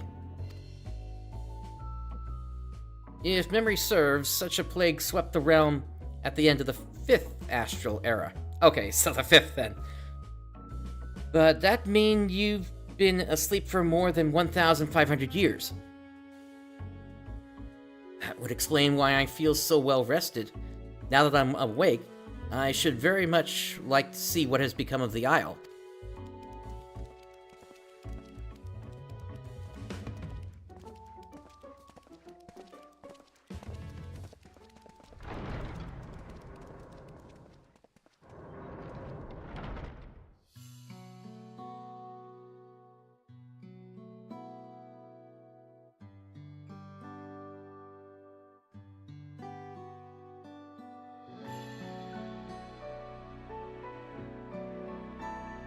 I certainly don't recall the memorial fountain being so begrimed with algae.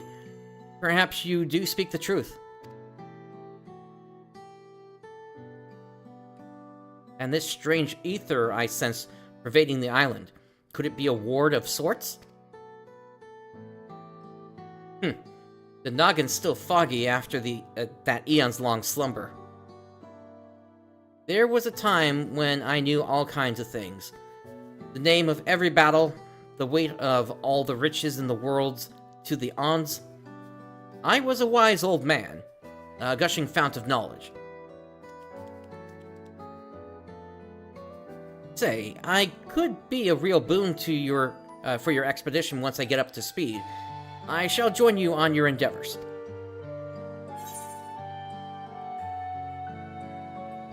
Perhaps in the course of our adventure, your memories will come flooding back.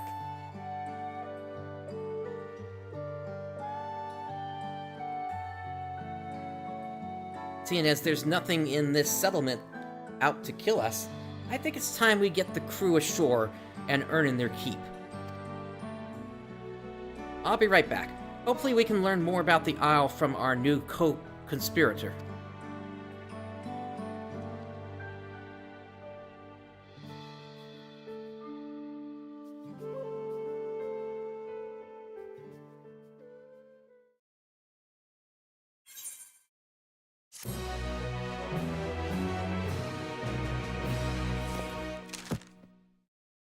Archive has been added to the occult record.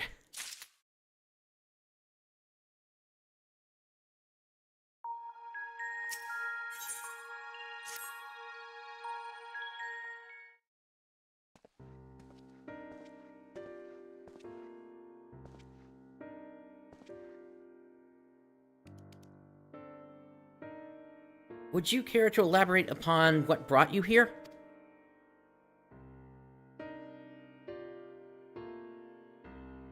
So this isle lies in the heart of Shade's Triangle, and many a ship has gone missing in these waters.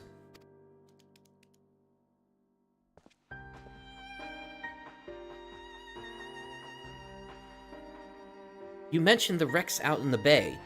It's not unreasonable to think some of those sailors would have made it ashore. Why did no one try to wake me?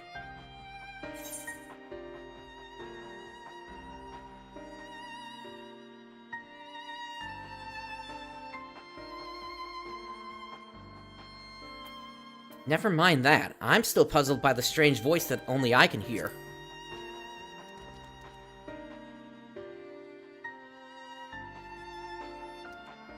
You mean to imply that someone summoned you here? And that would mean that you weren't the one doing it. Certainly, it wasn't me. I've been sound asleep for the last few millennia, give or take. What a tantalizing conundrum. We simply must get to the bottom of this.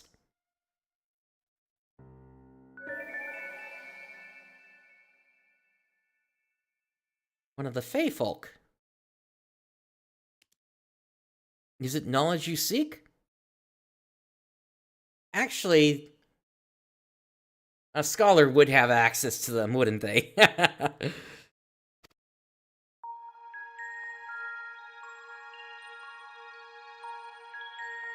What manner of creature is this?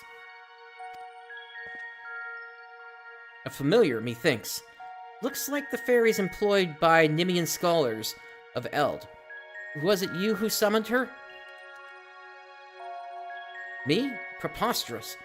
I would have summoned something more statuesque. How rude! My name is Iris, and I certainly wasn't called forth by a wizened little wretch like you. Wizened? You mean wise, you petulant little whelp? Honestly, who would ever summon a companion so lacking in manners? I know exactly what I meant, and you, sir, are lacking in wisdom. A seal has been placed upon your worldly knowledge, thus preventing its use. You can only speak of that which the scaly individual over here has seen and learned firsthand. So that's so. Well, that explains why I can't muster the faintest mote of magic. I tried to heal myself earlier, to no avail. Centuries of sleep on that cold stone slab really took its toll on my lower back. Enough of you and your aching bones. Iris, where's your master?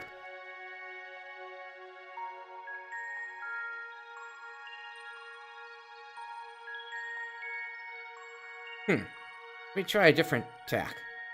Why were you summoned here? I don't know. Can I take a shot in the dark here?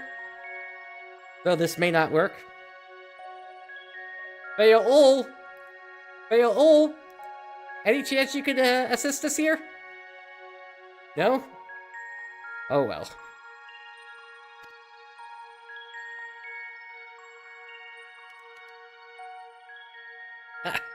Looks like someone else has had their knowledge sealed away. If I'm wizened and lacking wisdom, then you're not but an unfamiliar. Then again, it could actually be that he did summon her. It's just neither of them remember them as being companions.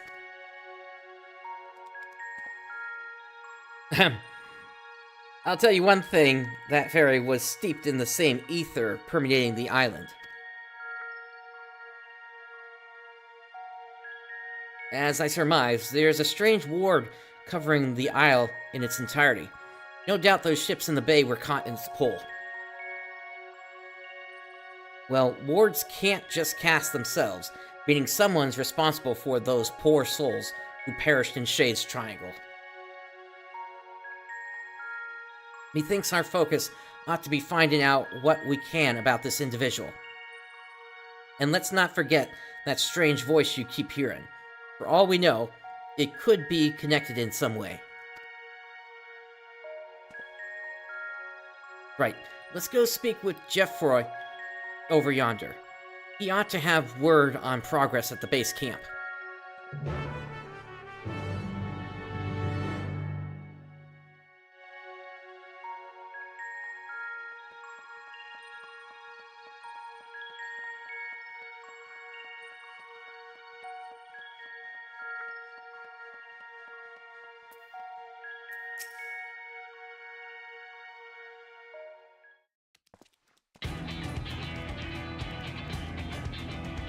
You'll be pleased to hear that preparations are well underway.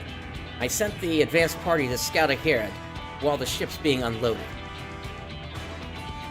They've already found an ideal spot to stage forays into the island's southern reaches, and are setting up camp as we speak. When you're ready to head out, just say the word. Once you're out in the field, you'll have to speak with Kettenram and decide how to proceed. Oops, sorry. The support crew will be stationed here in town. Be sure to avail yourself of their services when you're in need. And if you're after a weaponsmith, word is we hired a truly remarkable craftsman for the expedition. Judging by his reputation, he'll soon have your weapons honed to deadly perfection.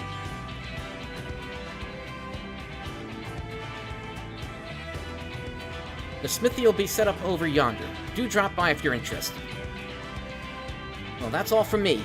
Give me a shout when you're ready to make for the encampment.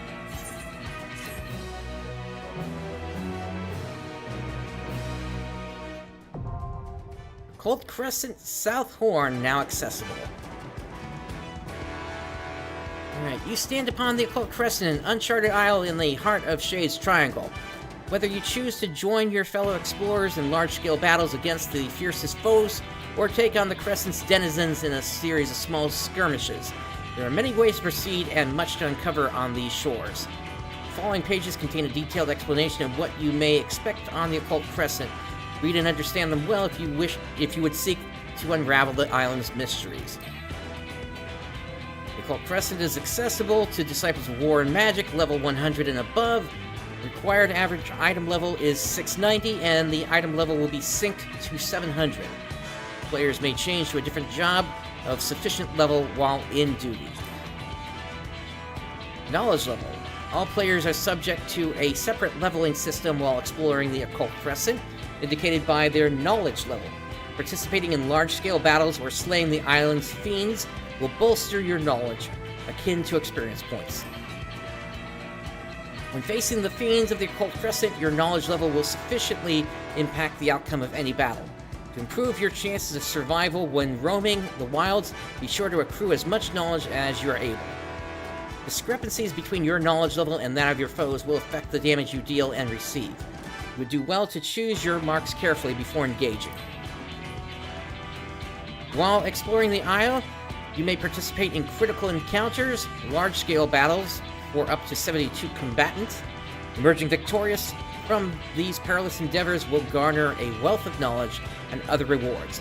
As critical encounters are not affected by your knowledge level, they can be attempted regardless of your progress.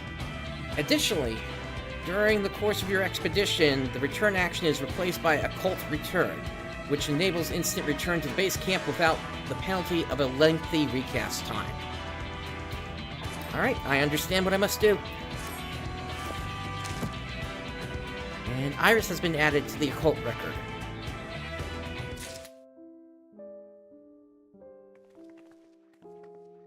Alright, before we head out, I do want to check in with that weaponsmith, because this is how we get this expansion's relic going.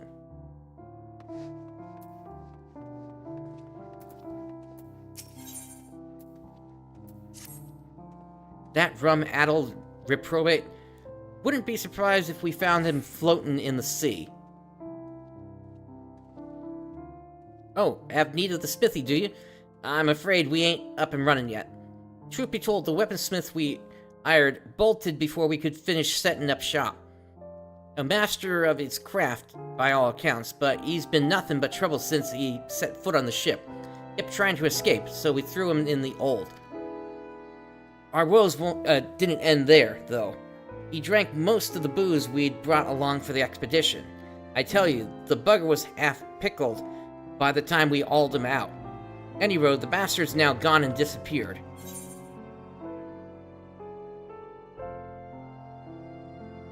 This fellow you speak of sounds vaguely familiar. Eh? Either you're already acquainted with the scoundrel, or Eorzea's home to more cantankerous weaponsmiths than I thought. Needless to say, there aren't many folk willing to sail for Shade's Triangle. While we were scratching around trying to find someone, a certain enterprising woman put us in touch. Rowena! They say there ain't a finer weaponsmith alive today, but he drinks like a sailor on shore leave, and is up to his neck in debt. He signed up for the expedition to settle his dues.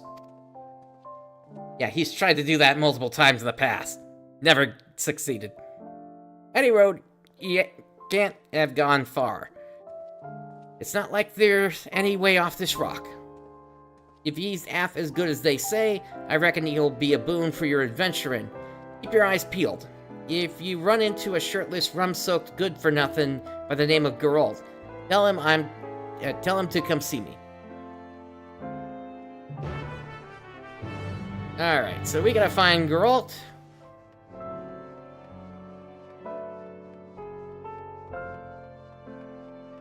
I see him. Also, they mentioned item level 700 for sinking, and I've got a set of gear ready for that. That is at item level 700, which means I am able to use materia in this place. If you go in without, if you go in with a higher item level than this, then you're not going to be able to take advantage of materia. That's going to get synced down, and when gear gets synced down, materia gets disabled. I need to... Let me just do this for now. I'm gonna have to fix that later in the macro.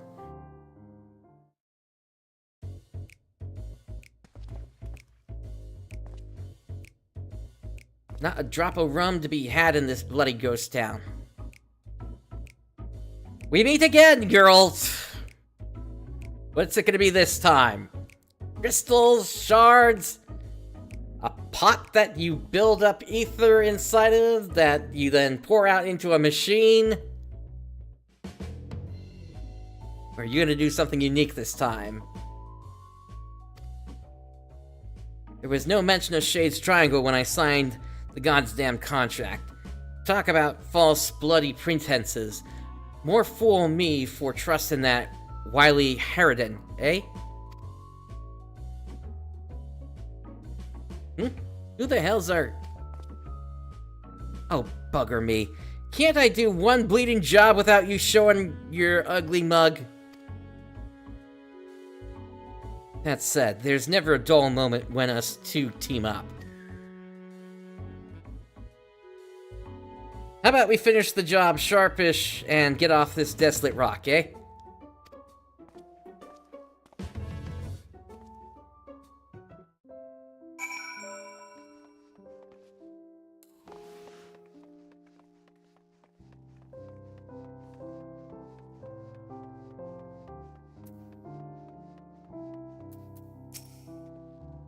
You must have had him hard time coaxing him back. Apologies for all the trouble.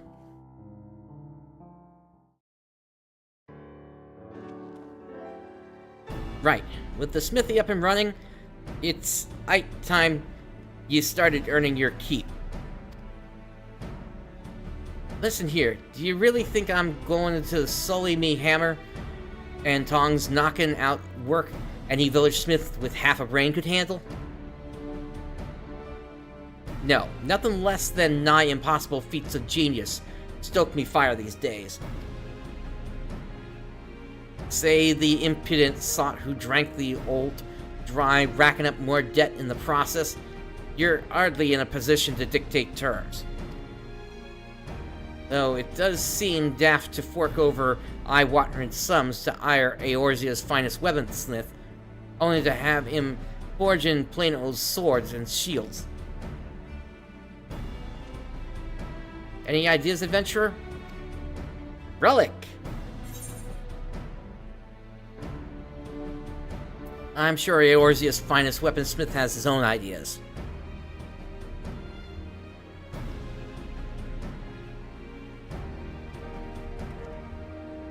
He does, as a matter of fact, devising a new means of refining weapons and armor. Armor, too? Okay. I couldn't help notice all the aether permeating this place. Reckon I'll tap into that somehow.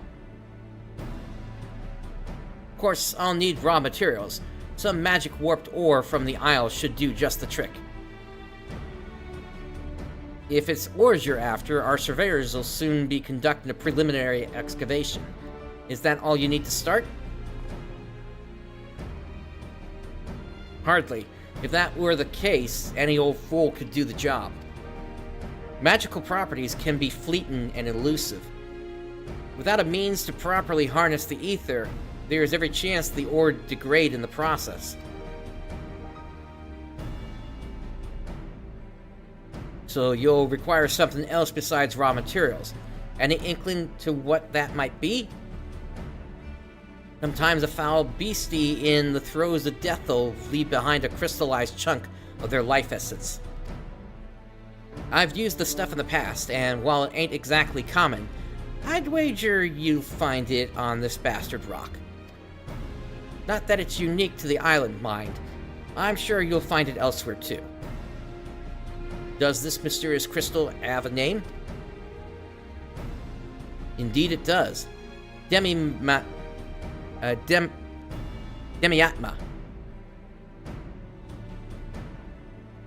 My character's face. They hear the word Atma and they remember the ARR relic.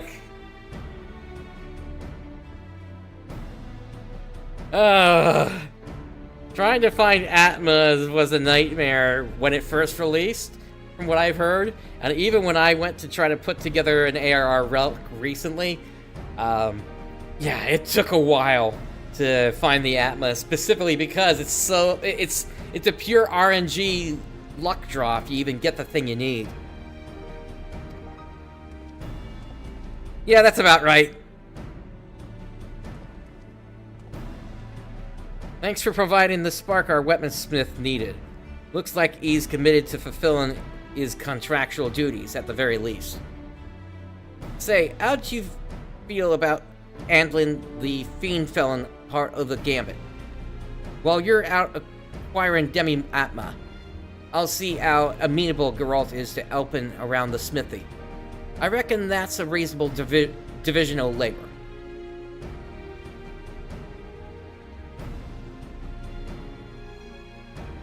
Okay. Phantom Weapons, a saga of... Oh, a little quick. Alright, Demi-Atma obtainable. Demi-Atma can be obtained from fates and critical encounters on the Occult Crescent South Horn. It can also be obtained from fates in other regions. These regions are Ukapacha, Cosmouka, Yaktel, Shaloni, Heritage Found, and Living Memory.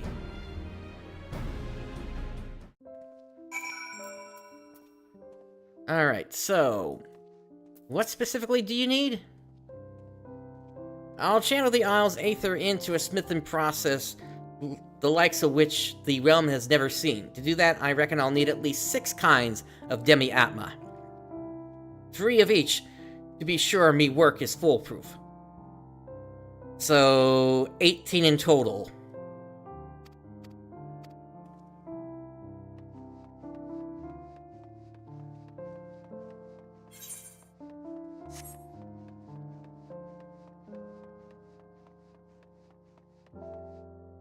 Alright, so, basically what we're going to do in a few minutes here is we're going to head into the Occult Crescent and take on the South Horn. But before that, I want to take a quick 3 to 5 minute break, after which point we will head right into that. So stand by everyone, I will be right back.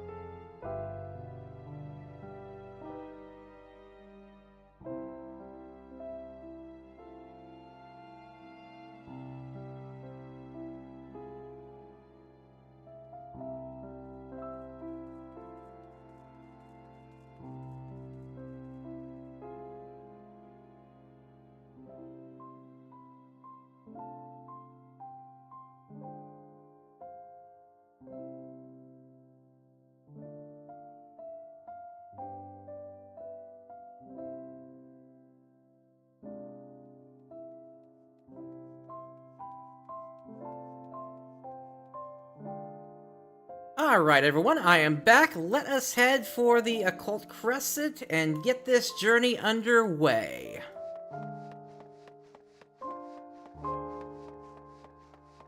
Or, rather, for the South Horn, that is.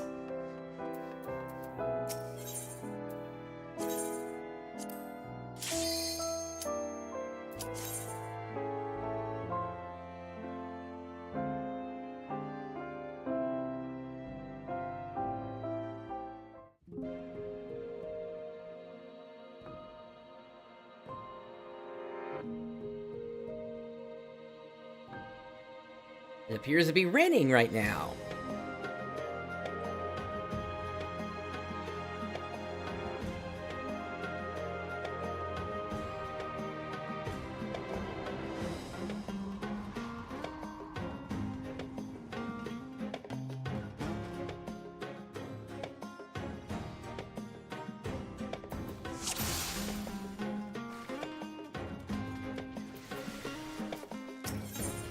Alright, new job, old tricks. You'd be hard-pressed to find a better location to stage an expedition than this, and to think we'd even find something akin to an aetheryte. With any luck, there will be a few more dotted around the isle to avail ourselves of. Make sure you attune with this one before leaving camp. Speaking of leaving, our advance party scoured the area and brought back a few bits and bobs of interest. The archive was appraising the cache, but he soon scarpered off and started poking around that heap of rubble. We'd better see what he's up to.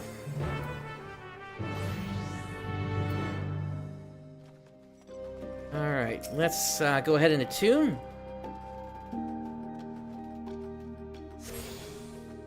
You have attuned yourself to an Aethernet shard and now have access to the Isle's Aethernet. Additional shards can be found across the Occult Crescent. Attune to them to facilitate faster travel throughout the island. Alright.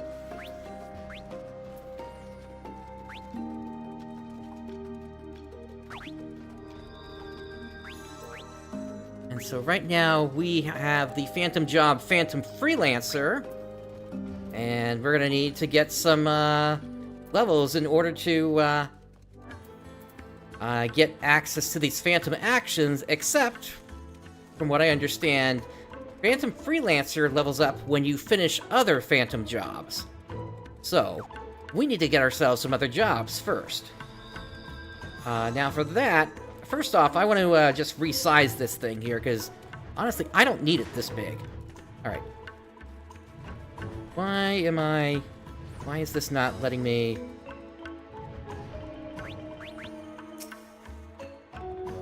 Alright, let me do it through the UI then. This is apparently not accepting the shift home button combo for some reason.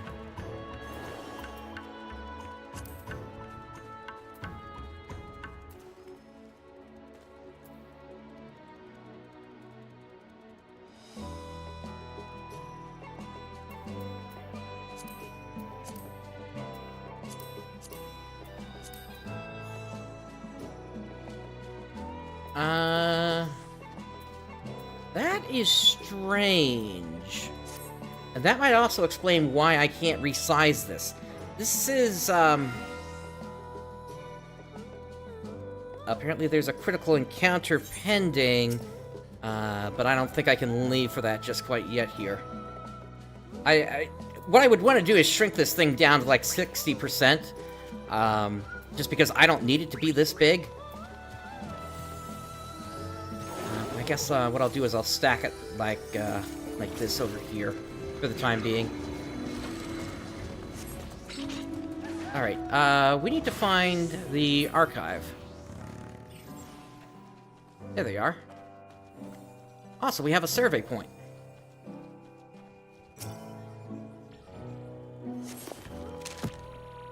Expedition Base Camp has been added.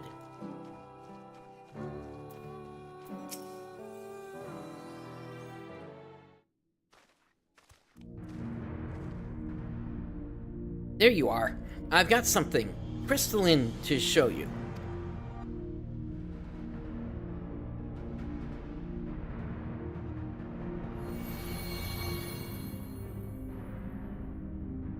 Aha, just as I thought. Because you laid eyes on the crystal, I was able to tap into my wealth of learning on the topic. This sealed knowledge business is awfully frustrating, I must say.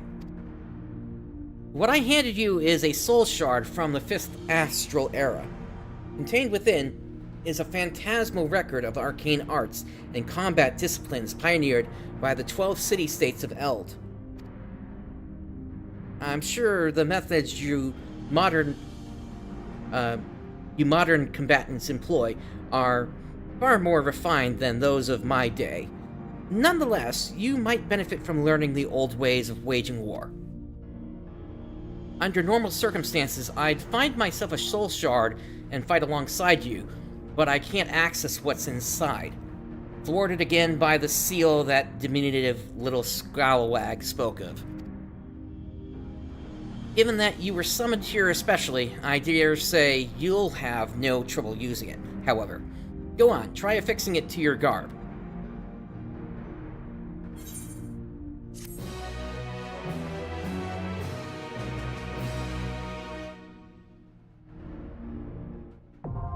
Phantom jobs unlocked.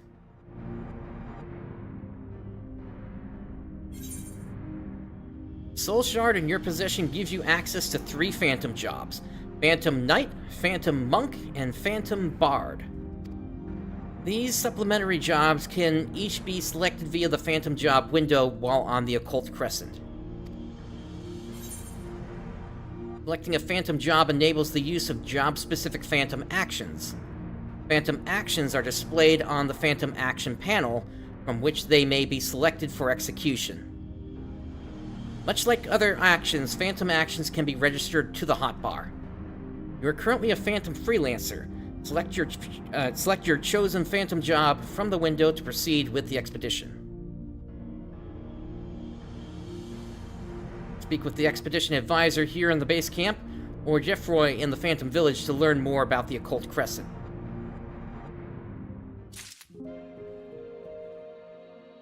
Alright.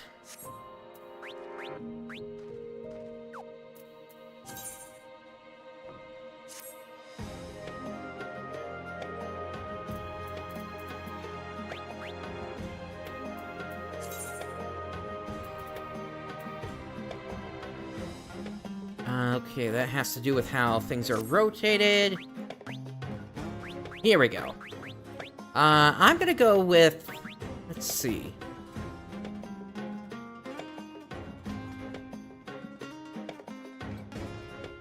These memories echo with the vivid imagery of a bard's lilting song. Utilize them to employ the very same ballads in battle.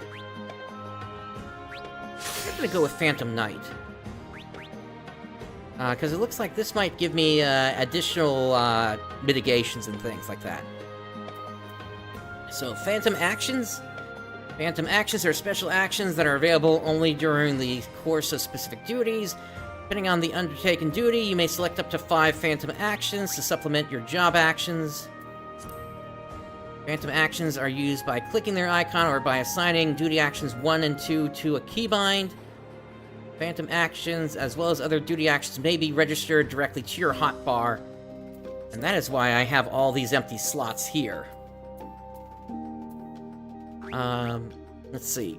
Emulate these ancient memories of a loyal, honorable knight and defend your comrades from harm. Yep. That's what I'm starting with. Okay, so... Okay, so I can't add other ones yet here. But that's fine.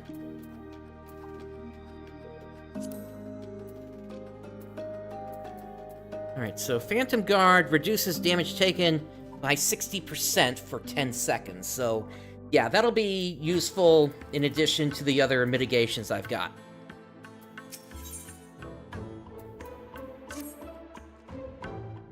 Excellent.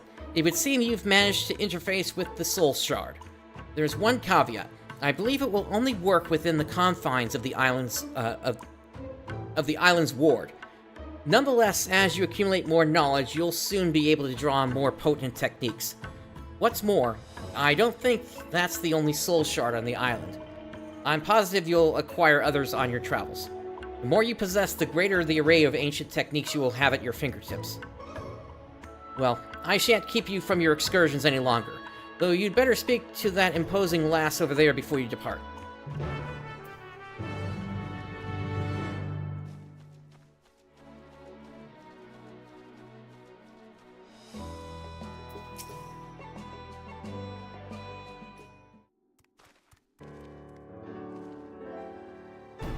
These walls have seen better days, but they're solid enough. As long as we secure the entrances, the camp will be safe while you're out roaming the island. Roaming's all well and good, but we'll need a firm plan of action if we're to make any headway. Before you leave, let's consider our approach.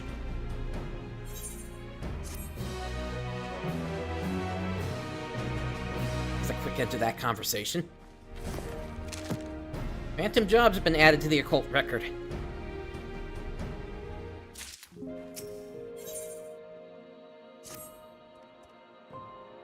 Seems to me the more we learn about this island, the further we get from unraveling its secrets.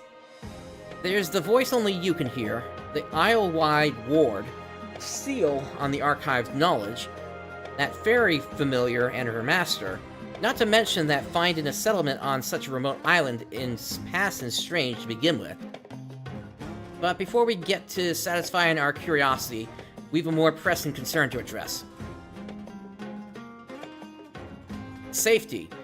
Me crew are peerless, yourself included, but I've seen negligence and lack of preparation lay low the finest explorers. Which is why I intend to thoroughly appraise the threats lurking beyond these walls. As our resident freelancer extraordinaire, I want you to fell 3 different species of fiend and share your findings from each encounter. At the very least, it'll be an opportunity to test that crystal of yours. Provide me with any information you gather. The more you see and share, the more we chip away at the blasted seal. Alright. So we have our first task. Before we go, let me check the supplier here.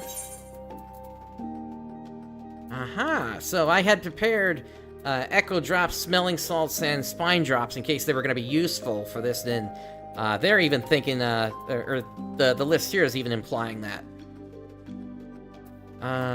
Let's see, there is also the Occult Coffer, a coffer filled with antique coins consumed upon use of Zeninej. Then there is Occult Elixir. This special blend of herbal extracts and etheric essence rejuvenates body and mind, instantly restoring HP and MP, consumed upon use of Occult Elixir. Wow, this costs 300,000 gil. And then Occult Potion. This special blend of herbal extracts and etheric essence rejuvenates body and mind, instantly restoring HP or MP, consumed upon use of Occult Potion or Occult Ether.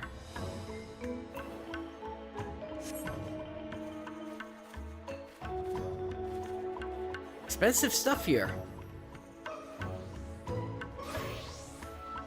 What about the Armorer? So you are able to get gear here, apparently. Expedition Trader? If you've any spare soul shards weighing down your pack, I'll be happy to take them off your hands. You'll be compensated, of course. Don't have any of those. Apparently there's a magical barrier surrounding the island. Not that you notice it while exploring. Still, it might be worth getting some practice in before you head out. Antiquarian. Okay, so we have a bunch of exchanges here. And this is where we can apparently get eye level 745 gear. Which will be useful because it also provides, stuff for the Occult Crescent, specifically. Nice, okay, so then the set I built initially here will be good until I'm able to purchase this then. No accessories, though, apparently. What about Battlecraft items? Time Mage's Soul Shard, Cannoneer's Soul Shard, Chemist's Soul Shard, and then Occult Potion, Occult Coffer, Aether Spun Silver. And then we can, of course, get materia, but I've got plenty of crystals for that, so that's not going to be necessary. Other... what even does this look like? Huh. I think that kind of looks like Bartz's outfit from Final Fantasy V a bit. Actually, this whole place is sort of a throwback to Final Fantasy V. Oh, critical encounter. I should probably make my way over to that.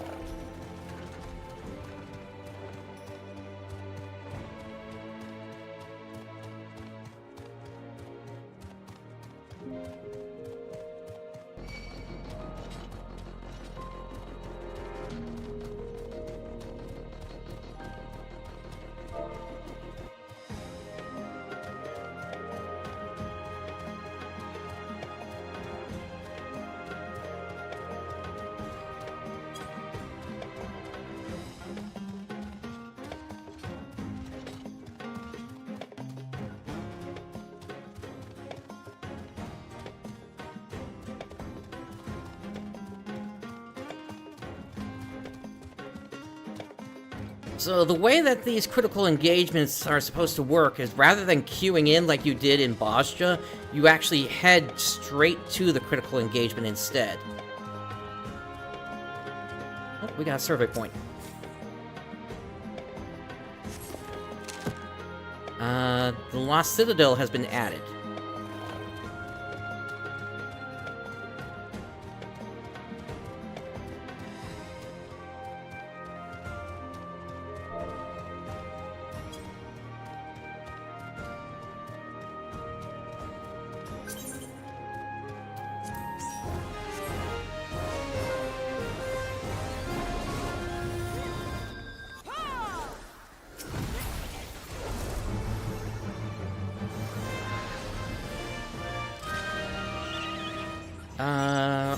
Okay, then...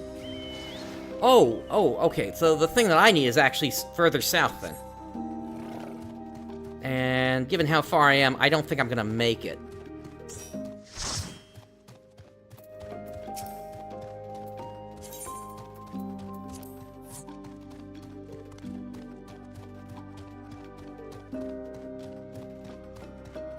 I do see this, Aetherite shard, so let me go ahead and grab that.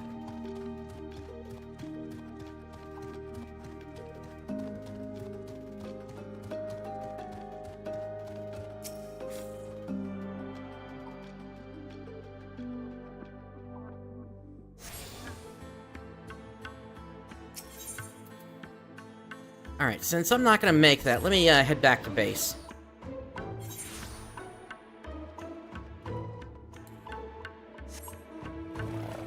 And instead, I'll take care of this initial quest here.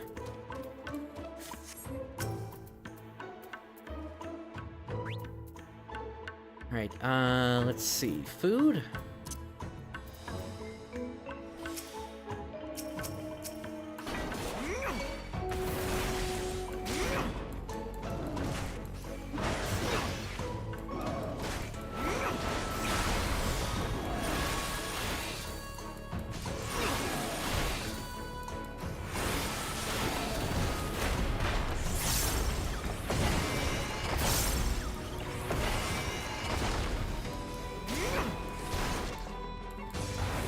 Oh yeah, that 60% does a bunch there. It is on a 2-minute cooldown, though.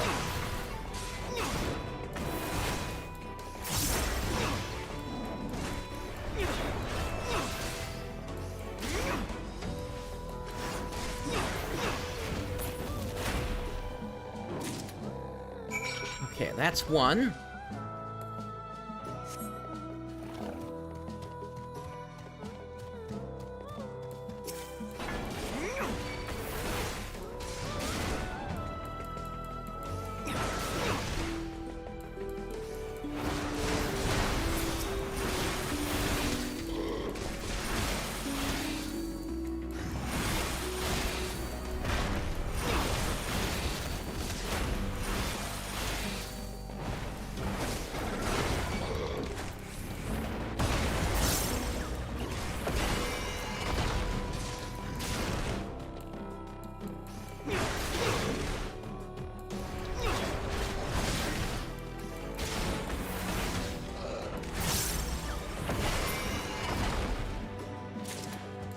The second one.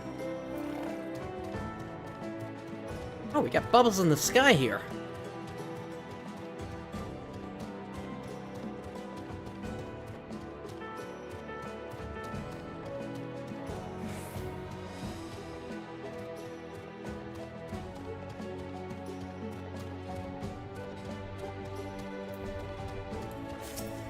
All right, here's the third target.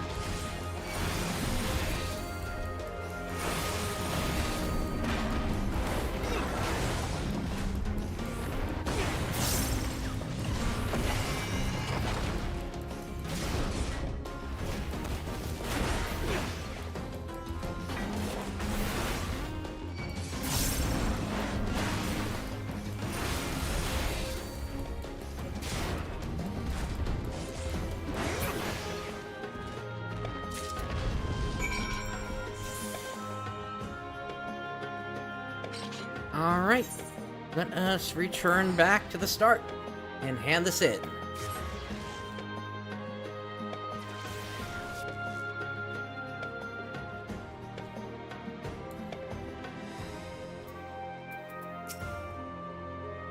Dispatch those fiends and share your findings, that he might partake of my unsealed wisdom. Alright, so notes gleaned from your encounter with the gorilla prevalent on the Occult Crescent, and the flying lizards, and the bandersnatches.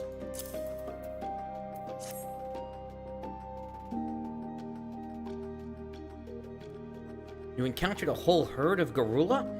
It's rare indeed to see such notoriously territorial creatures band together. Mayhap it's a regional adaptation? Let's see. You also vanquished a flying lizard and a bandersnatch. The former are known for their treetop nests, and the latter are often found prowling mountainous regions in search of prey. I'm no naturalist, but they don't sound like species you'd normally find on an island such as this. I suppose someone could have transported them here, but why go to all the trouble? I can answer that, or at least I could, were it not for that vexatious seal. In other words, we'll be relying on Prince to document what he finds on his travels. Honestly, I'm starting to think Iris wasn't far off the mark about you. Roam far and wide, Prince. Help me unseal my vast reserves of knowledge, and thus prove this lumbering clod wrong. With the local fauna surveyed, I suggest we now seek signs of former habitation. There are plenty of structures besides the settlement you found me in. To start, I want you to visit the ruins visible due south of the encampment and examine their architectural motives. I look forward to hearing your account.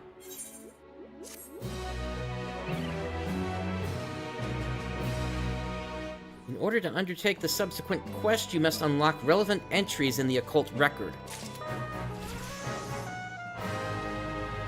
Knowledge level up. Alright.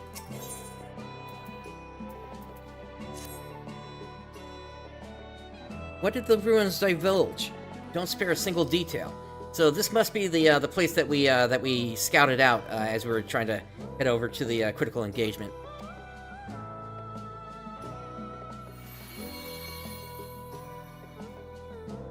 Ho ho!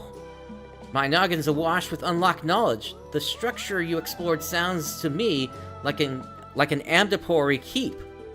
The mages of Amdapor are famed for having developed white magic, with its focus on restorative and purifying arts. It was in the depths of such bastions that they honed their arcane craft. But ancient Amdapor was located in the present-day Twelveswood. I've never heard tell of their people striking out this far into the Indigo Deep. A keep of that size must have required a sizable workforce.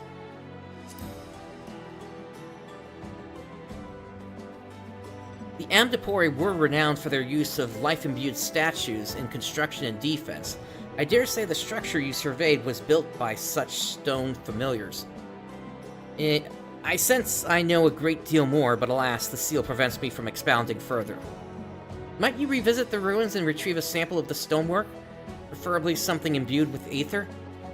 In the heart of the keep, there ought to be a ceremonial chamber where they would have brought their creations to life. A magic chunk of masonry from such a place would surely suffice.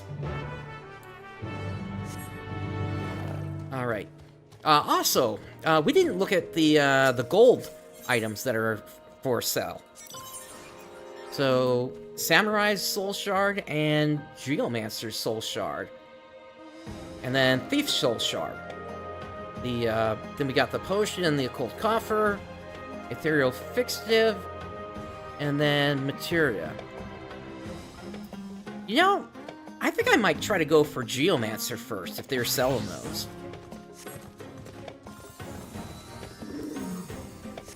That thing was interestingly powerful in Final Fantasy V, if I remember that correctly.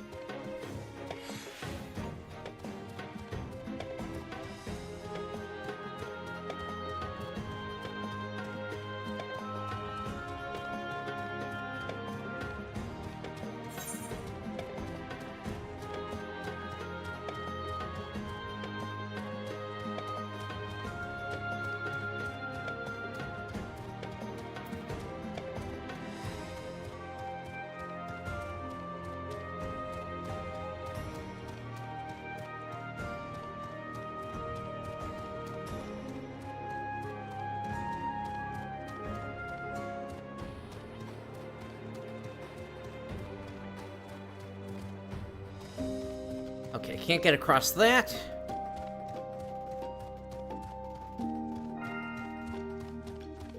Oh, a critical engagement just spawned, and it's right near here, actually.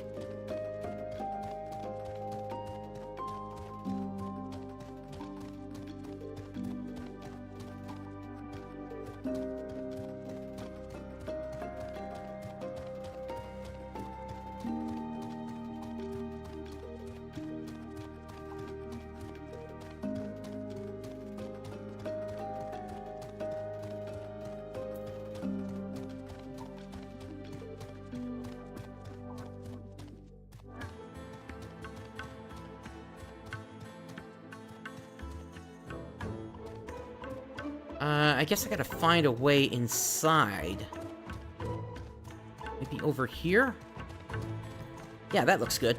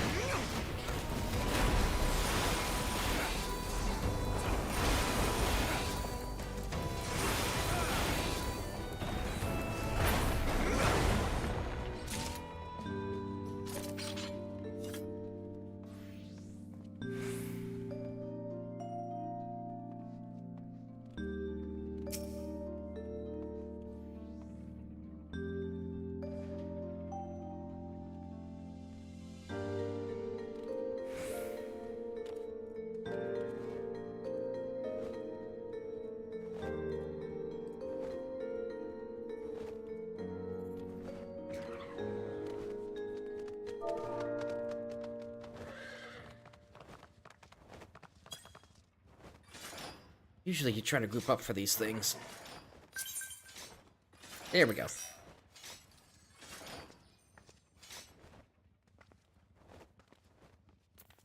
Alright, since I'm still pretty low level here, I'm not going to try to tank this thing.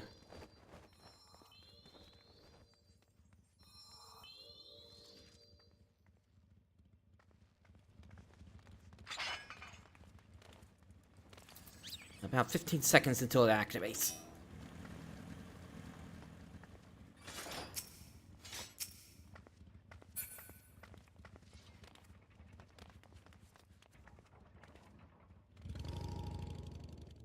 Alright, here we go.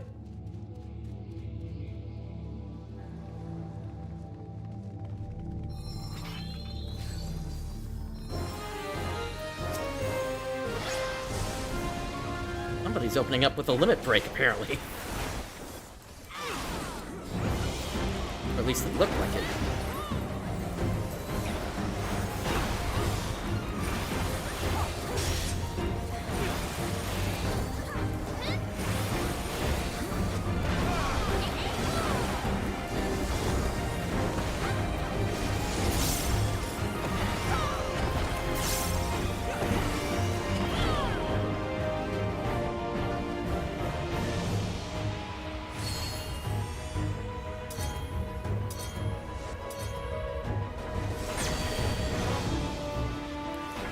I get it now. Okay, so I don't have to worry about them until they start counting down.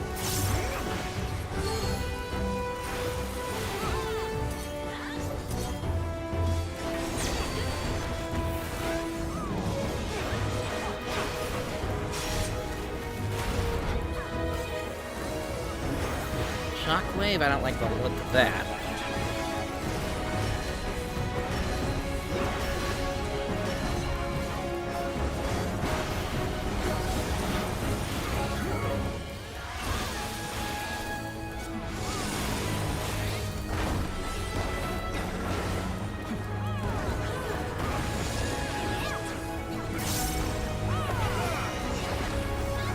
I suspect we have to hide behind.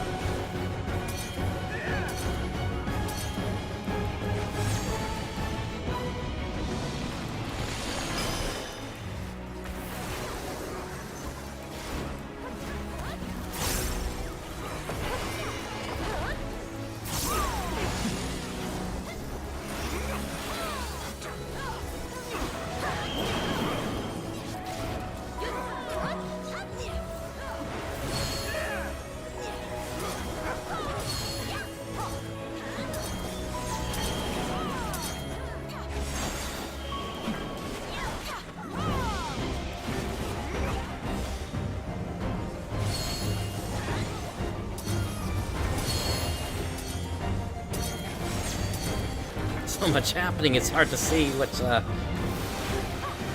happening here.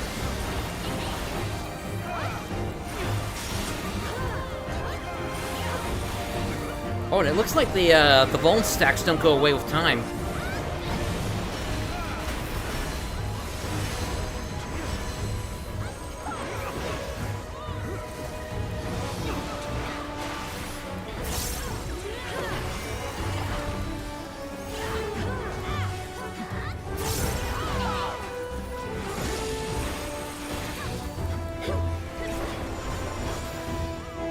I guess I gotta hide in a open space.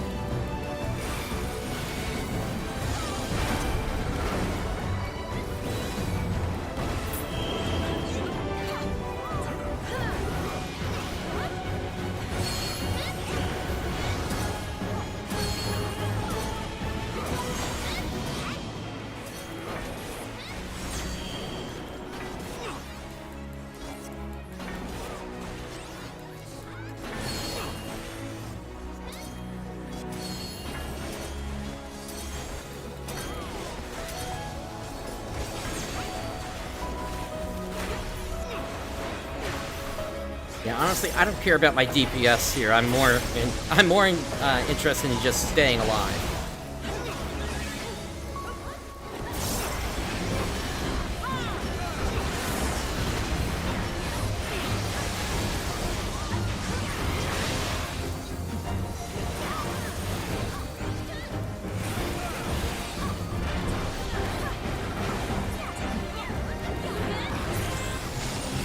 All right, that's it. And Phantom Knight has leveled up to level 2. That gives me a new action, Ray, which gradually restores HP. And grants enduring fortitude to self and nearby party members when executed within proximity of a knowledge crystal. And that effect reduces the target's damage by 10%, or damage taken by 10%. For 30 minutes.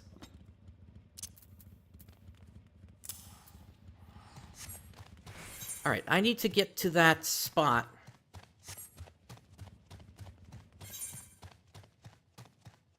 All the way over here.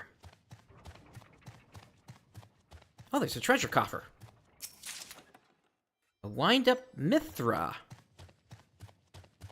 Mithra, aren't those, Isn't the Mithra race one of the races from Final Fantasy XI?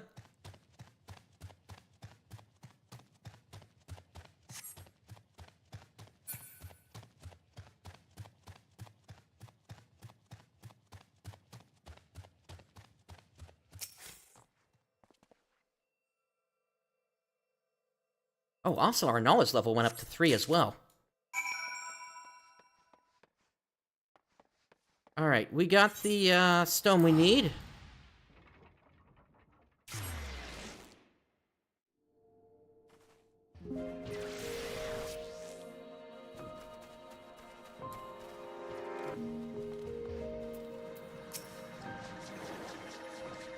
As far as I know, they haven't discovered any Amdapori ruins before I left Eorzea.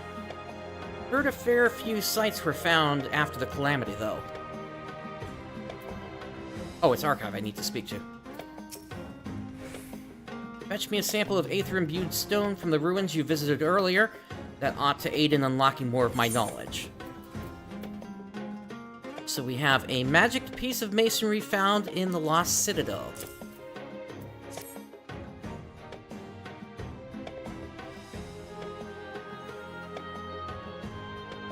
Hey, thanks for tuning in. Yeah, I'm just barely getting started in here. But yeah, it's been fun so far. Nice to have a new field op, that's for certain, after not having one in Endwalker. Oh, fine sample indeed. I can feel the shuttered chambers of my mind creaking open.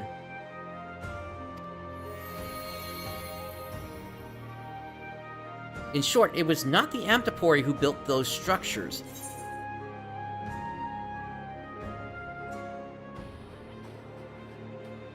Oh, another critical encounter. Do you think it was whoever summoned Iris might be responsible? Precisely. The residual magics within this stone are the same I felt emanating from Iris. It was her master that built those ruins. I thought Iris was Nimian. Do you reckon whoever summoned her could also command Amdapori golems? Indeed. We're dealing with an individual rivaling my own considerable talents. Unfortunately, I can't access the rest of my knowledge concerning the matter. I'm afraid that will require more field work on your part, my friend. And considering all we have seen thus far, there are doubtless signs of other civilizations here on the island. See if you can't find the ruins of 3 distinct civilizations out there. That should prove a sufficient sample size. Gotcha. Yeah, that's a lot of progress for one day. I'll ask if I need. Thank you.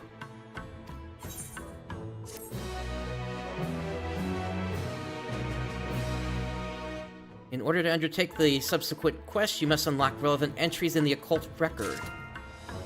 Alright, so then I need to find more entries.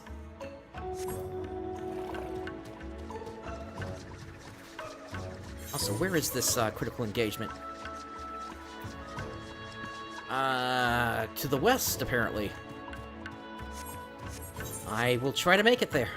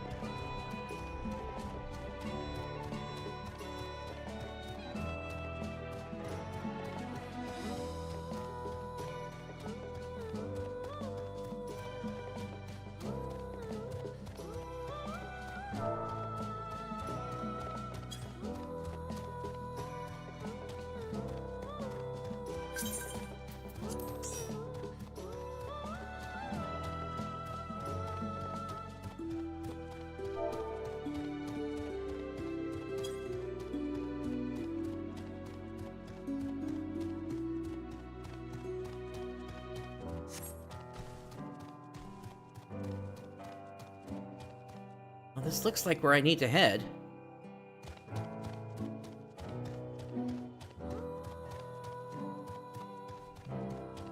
Oh, I'm just gonna barely make it.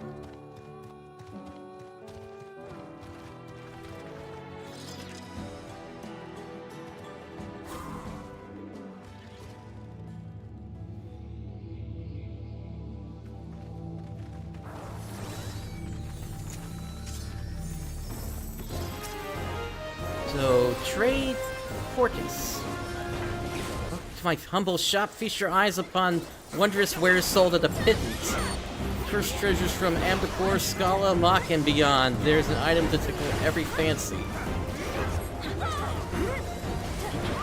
I don't know what's happening just yet here. Valued customer in possession of one of the trade tortoise's wares. Buyer's remorse?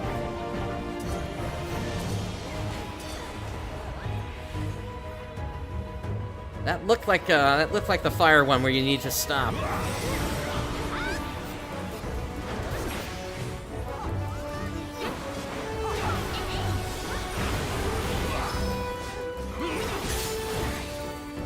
Freezing curse will soon be unleashed. For that, we just gotta keep moving, I believe.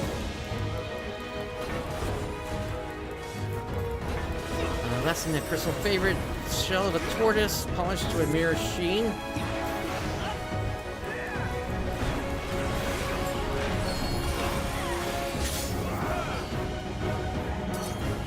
losing control of my body. Okay, so...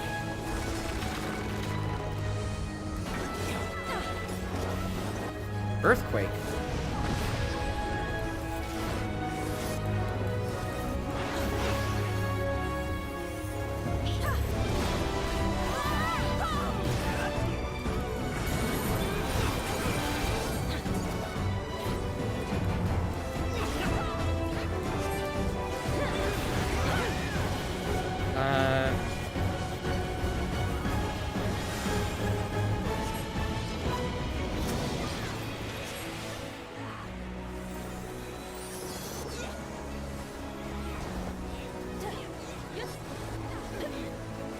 Why can't I drop this?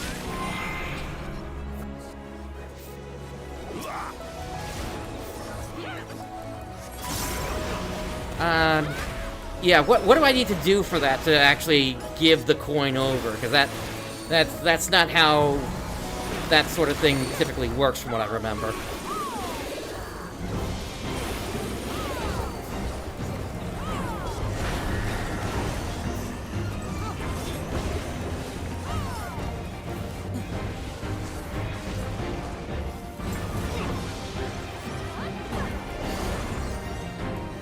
Or did I completely misinterpret how that had to work?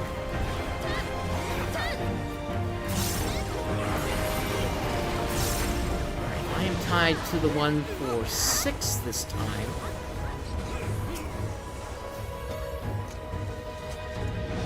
Oh, I can grab up to 2 at the same time.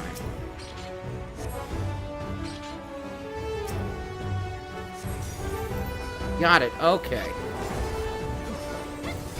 I thought I needed to drop and then... No?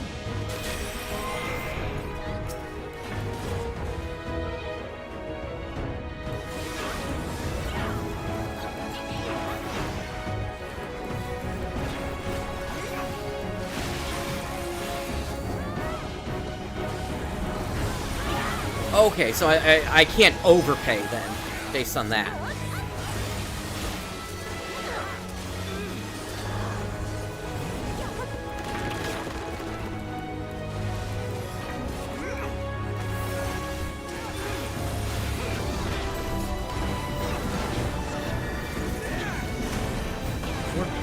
Inflation.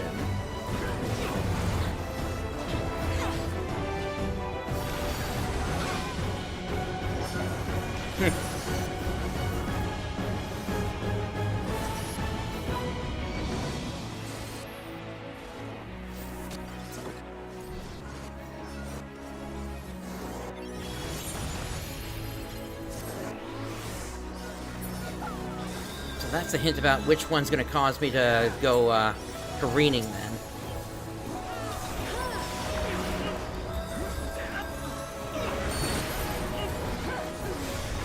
Okay, I need 3 coins.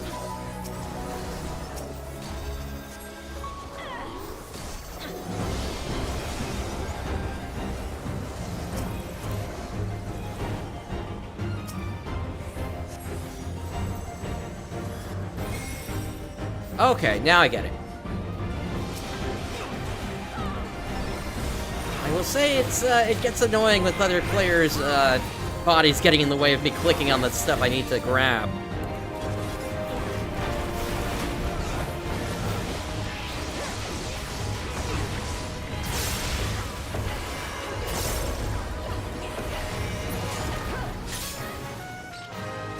Alright, and we got one of the Demi-Atla. Nice.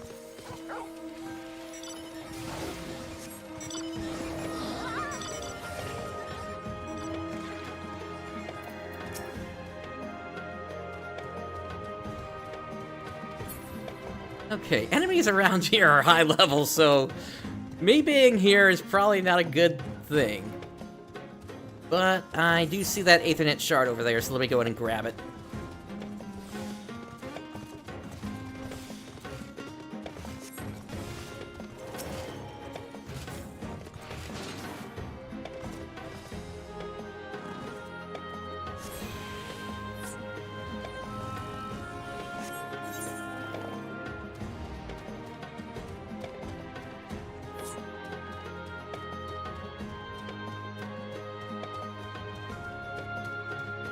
Oh, if there's a riding map, then yeah, that's gonna be the first thing I grab then.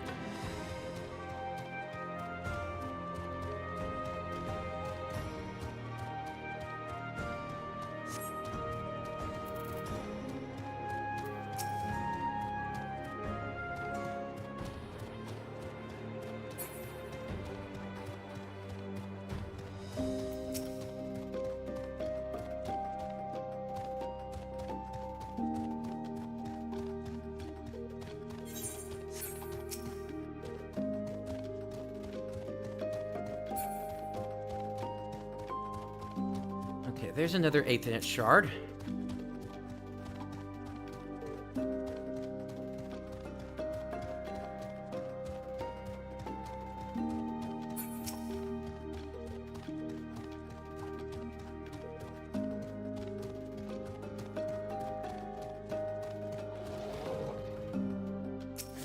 Yeah, I appreciate that. I missed the map when I was looking at the shop before.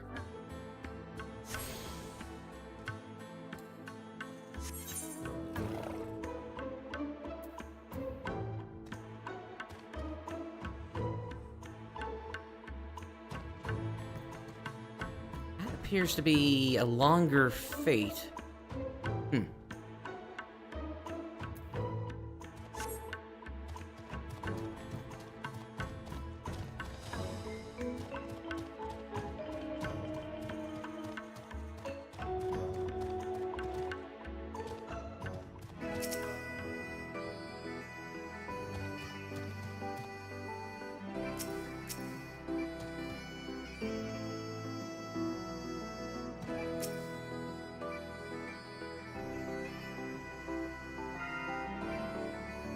Where's this one?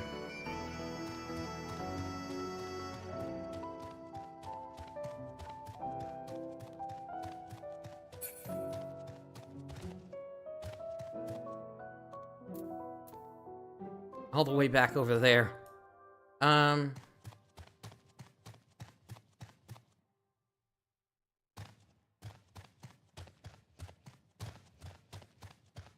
we got a survey point here.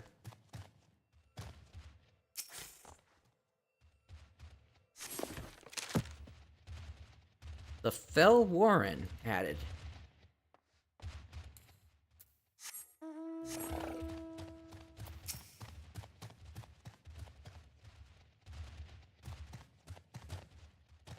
You know, let me go and do that critical engagement. That's probably the more important thing for me to do.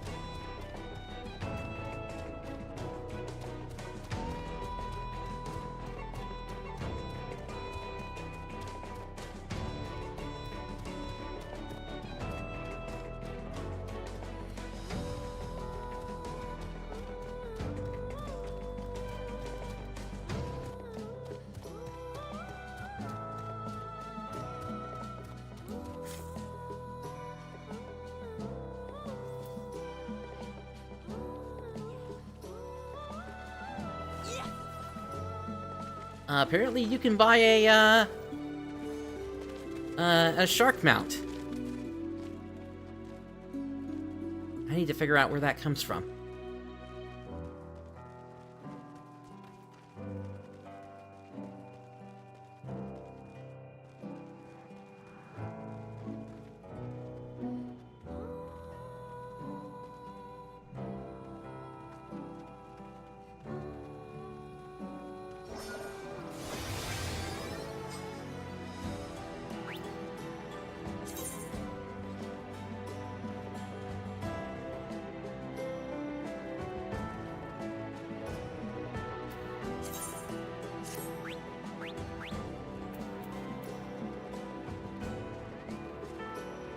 I'm looking forward to getting that occult heal. That is going to be huge.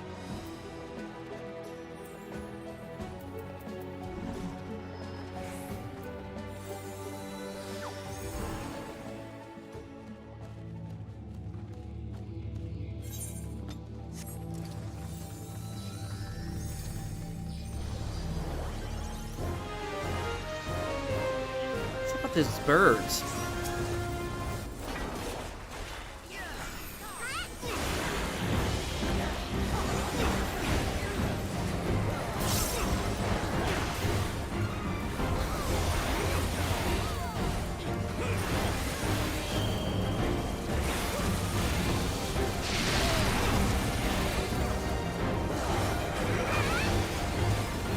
Oh, they're joining the fray here.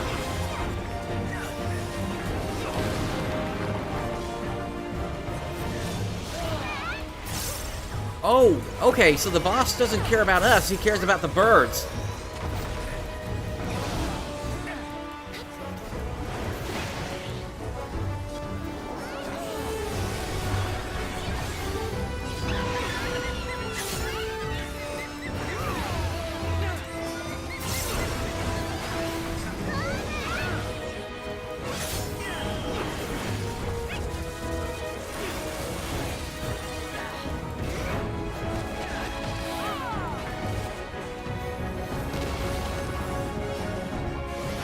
I gotta find a sign to look for.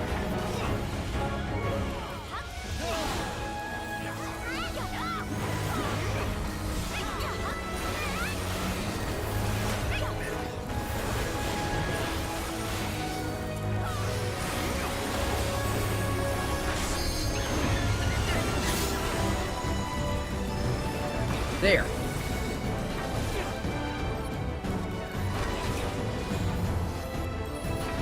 I need to stay away.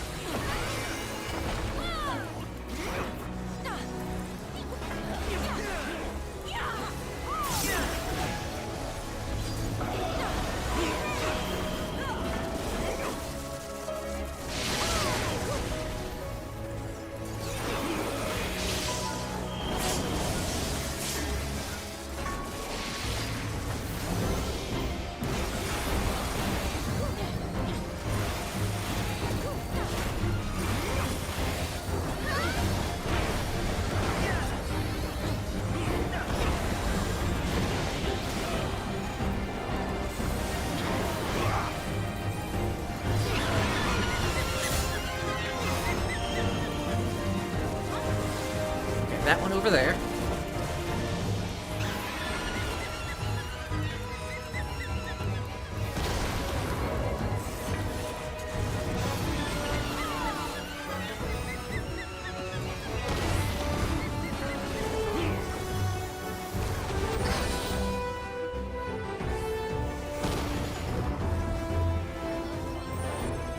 I gotta swivel my camera a little bit quicker.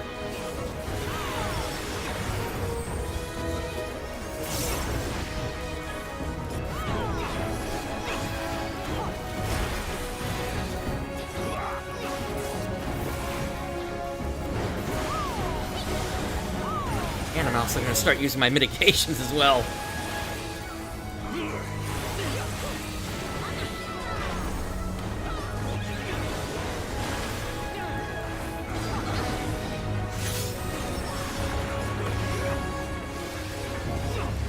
That one over there.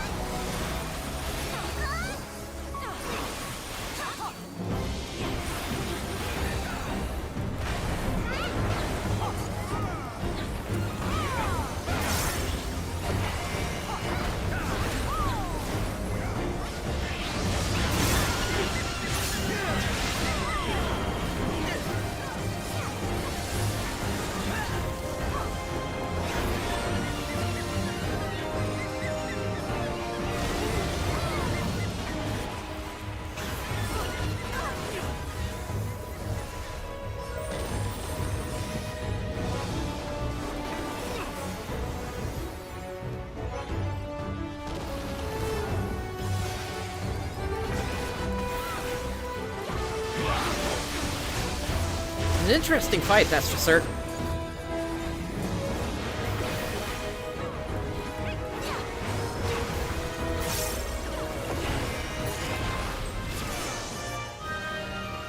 There we go.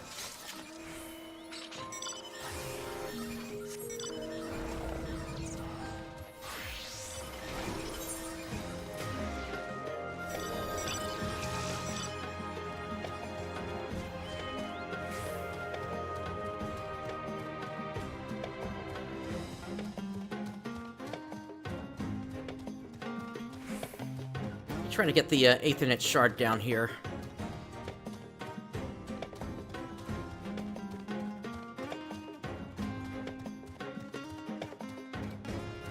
I figure having quicker access to critical engagements is probably going to be a high priority for me.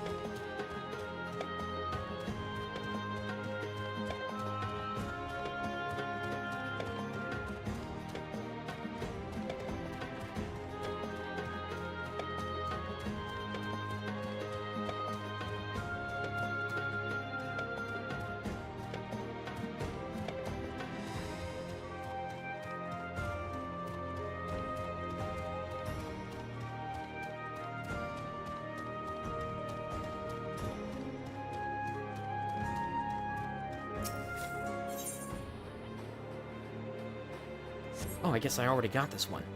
I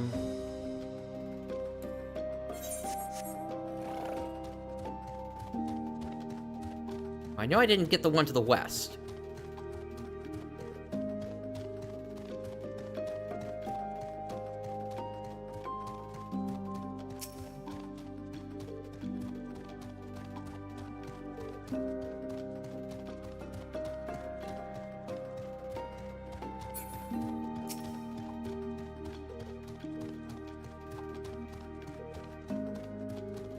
Treasure coffer, I'll take that.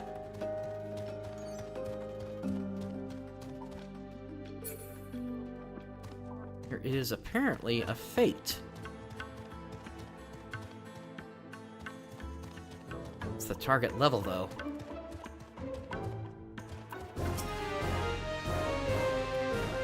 No clue. Now, I'm assuming I should not go for that, then.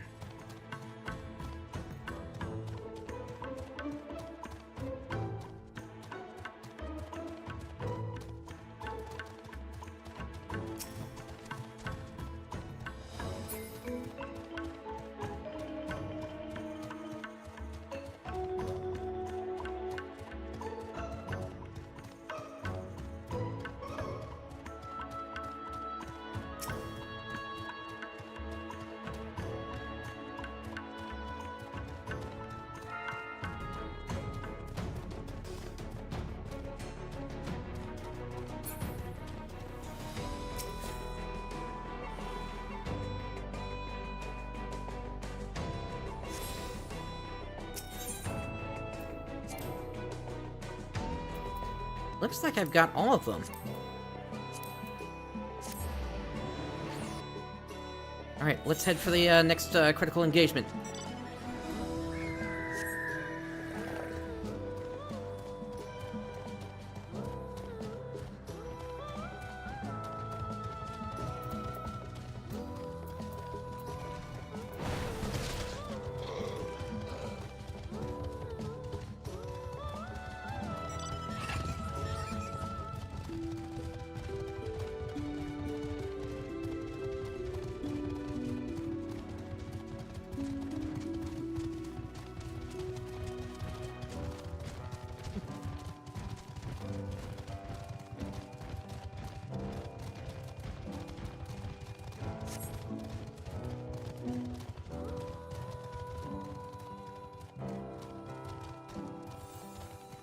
Yeah, all these have been fun so far.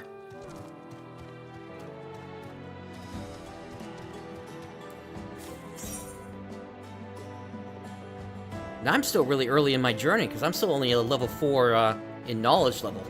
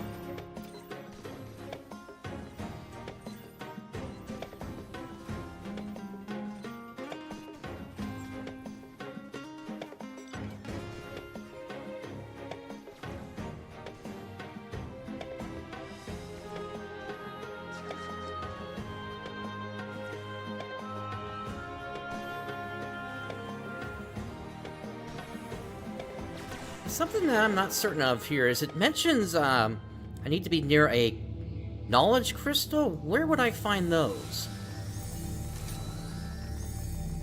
For prey here to take effect.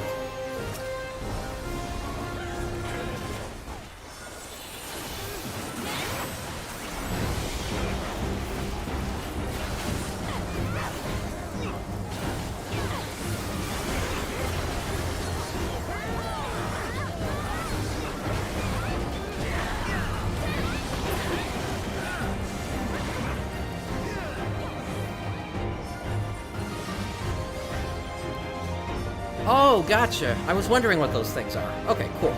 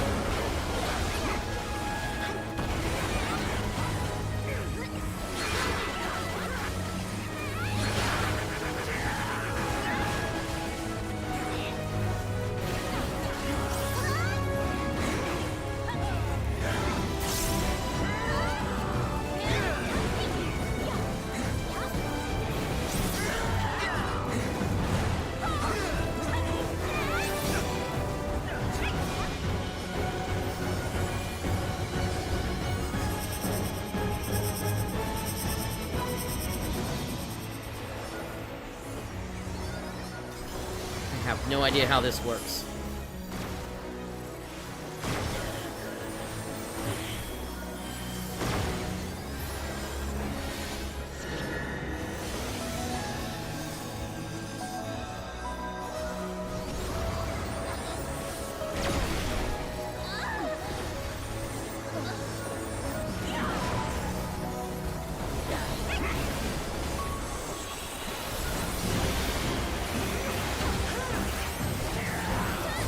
I'm just glad that that didn't give me a whole bunch of bones right there.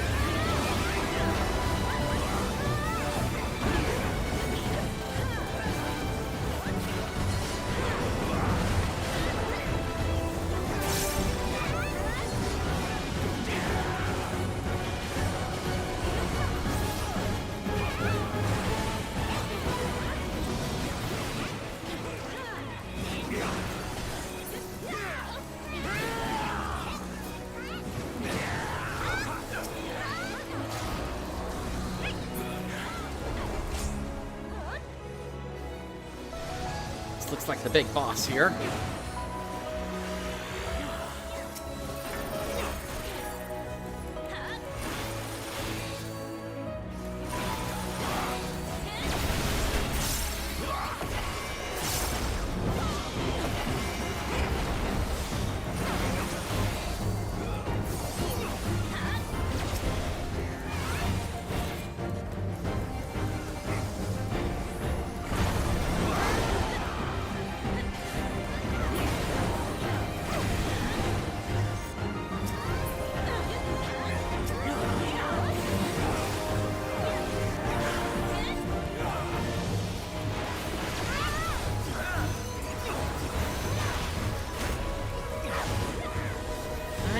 feel like it's a DPS race.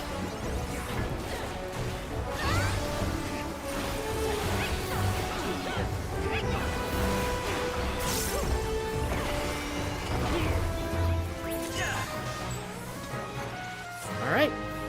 Knowledge level up to level 5. Oh.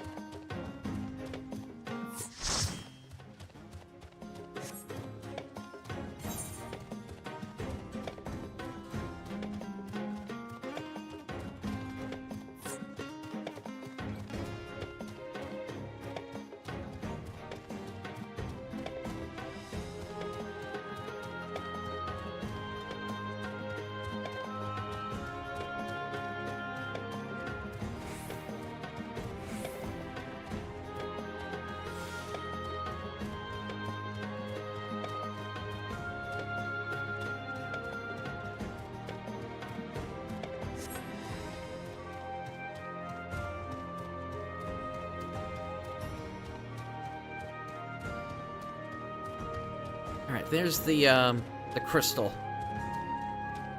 Also, treasure coffer.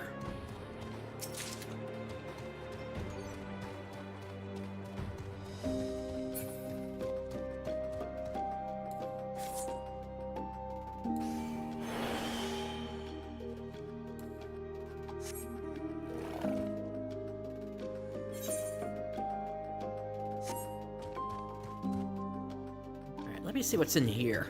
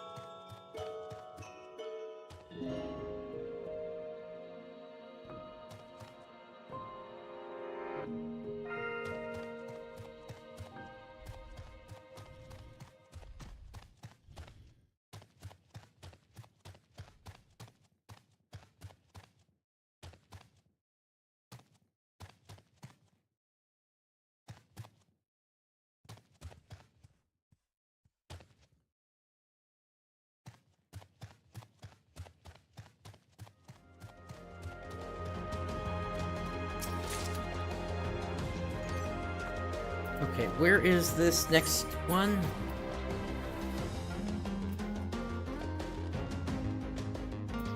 Oh, it's right there. You know what? It'd be easier for me to get out of here just by returning and then hitting the Aethernet.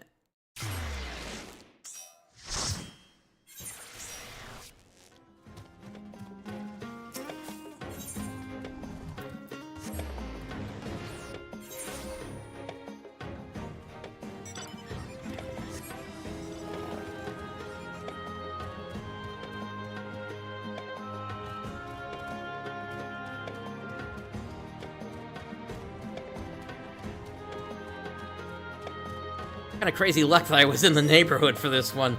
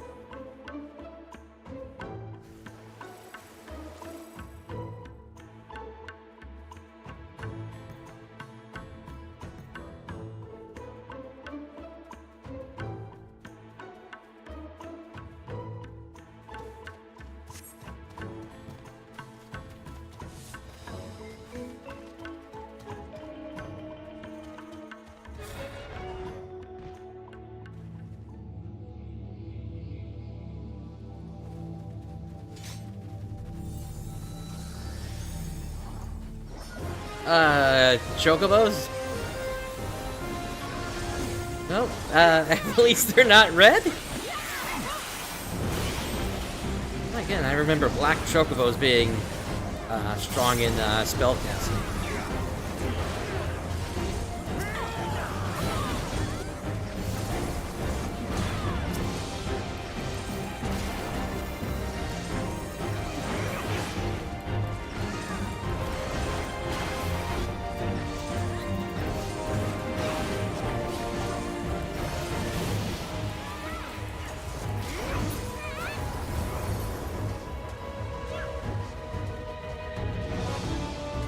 I'm assuming they're just gonna charge an alarm. Yep.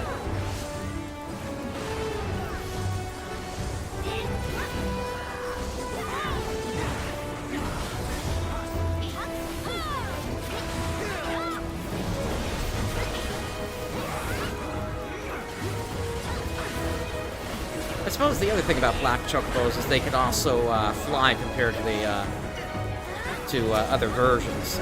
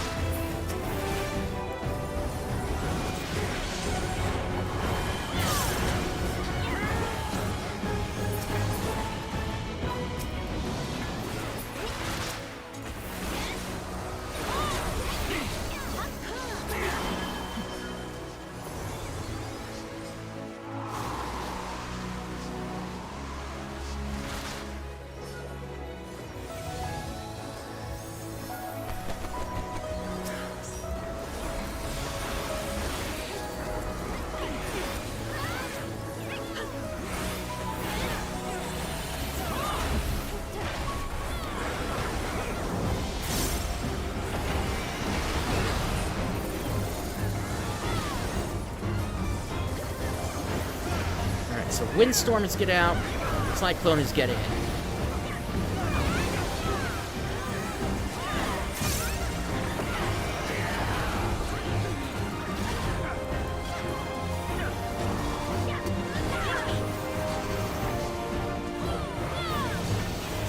Right here should be fine.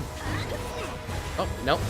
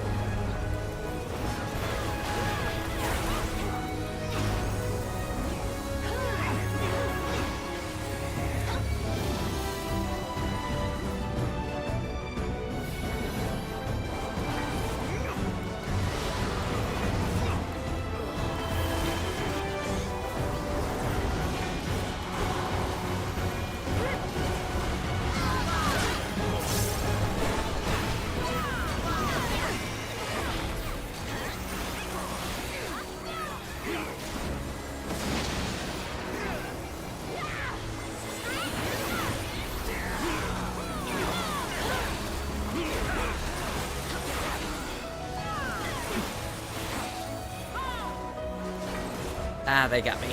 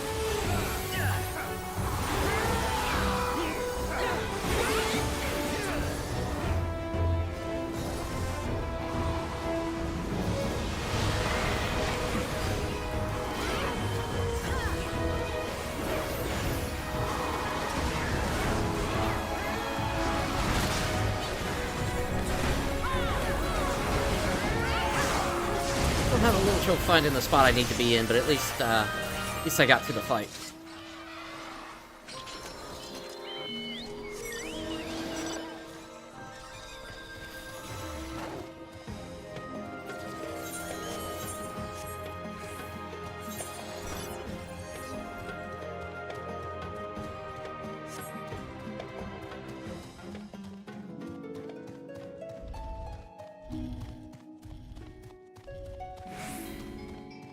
Thanks, I did a lot of Bozja, so, that's probably part of what's helping me here.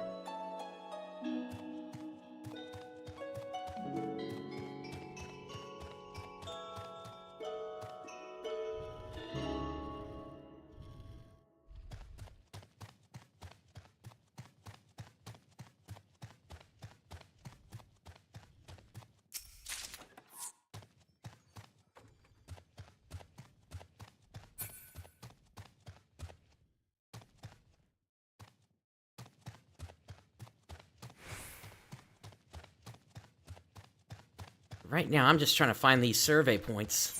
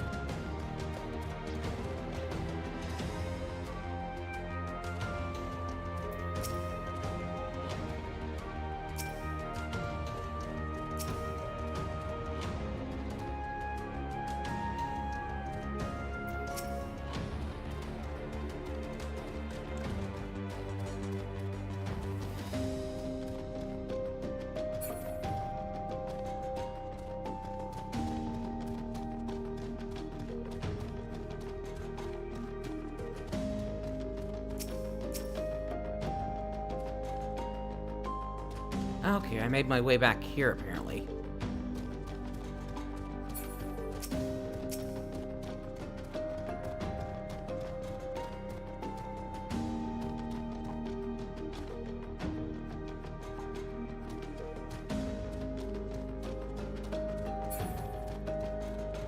Huh. A spot like this, you'd think there'd be a survey point.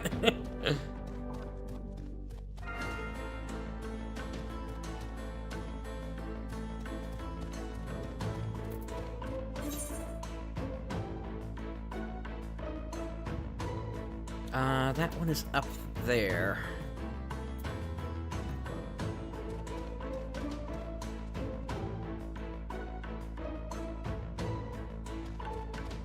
I'm just trying to scan the area to see if I see anything.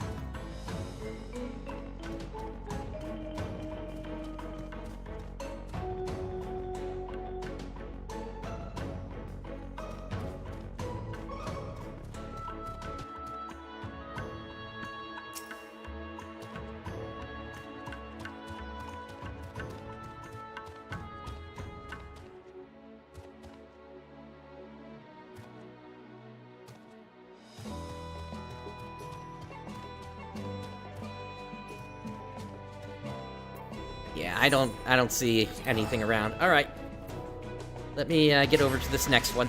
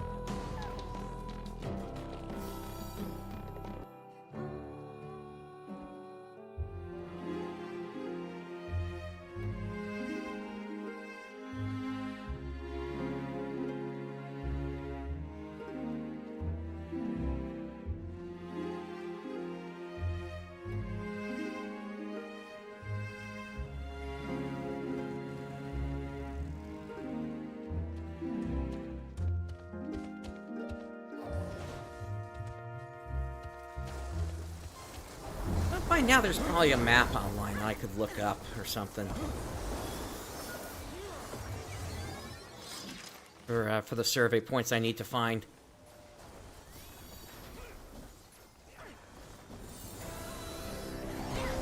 Okay, cool.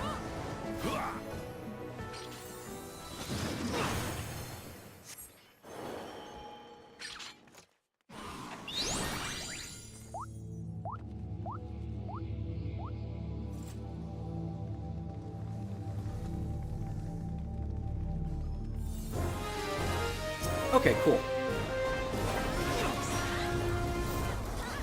Alright, I see the ring extends outside the arena, so I'm assuming this is going to be similar to Amnesia's Anteater.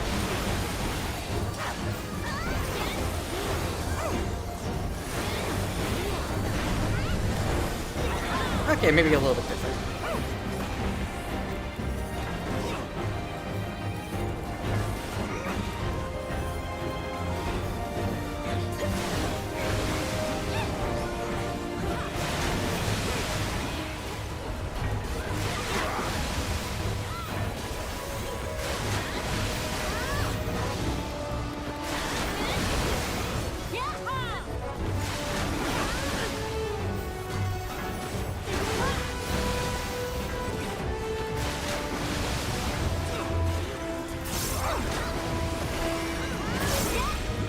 Sort of similar, it's just there's more than one charging across at a time. Okay,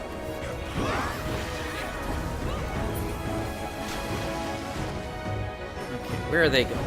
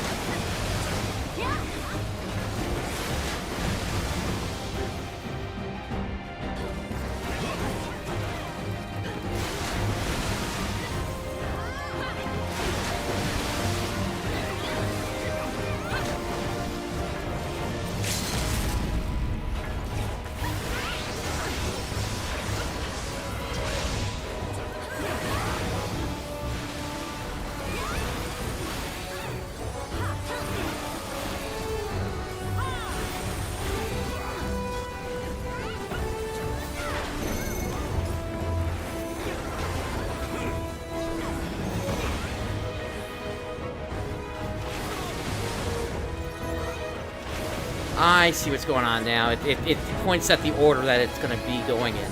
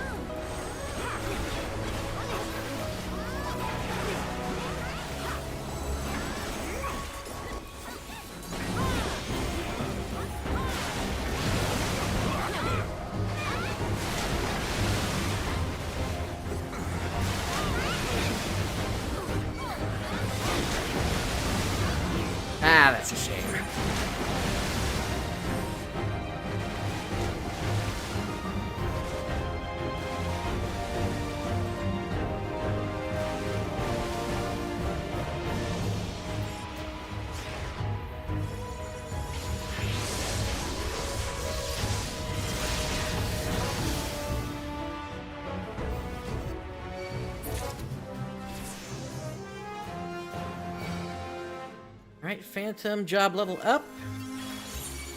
I now have access to heal. Would have been useful in the last fight, that's for certain.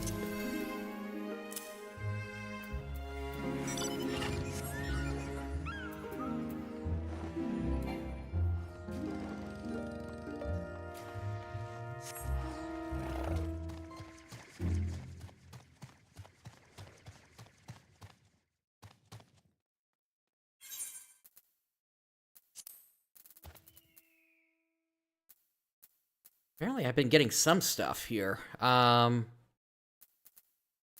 a wind-up Mithra.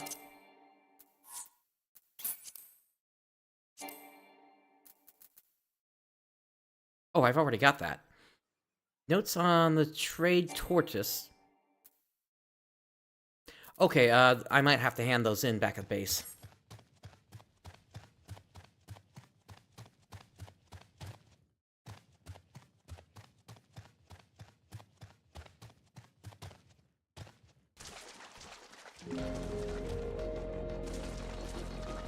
Oh, I need to dismount. Thank you.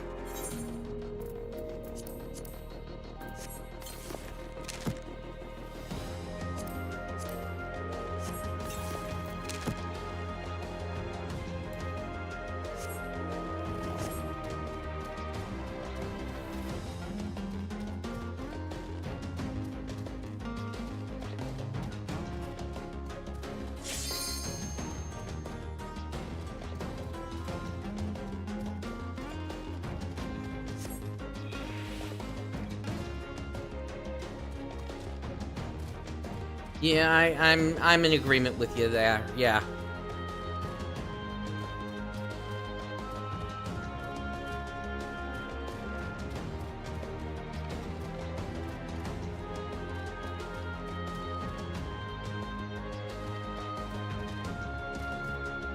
Right, I pulled up a map which is supposed to be showing me where I need to go for each of these survey points. Oh, there it is.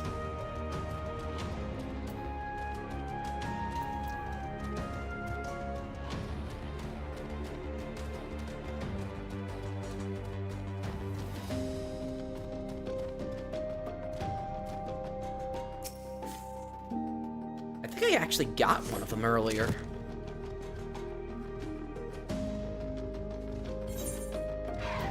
Alright, I'm gonna head back to base and then hit the Aethernet for the last one.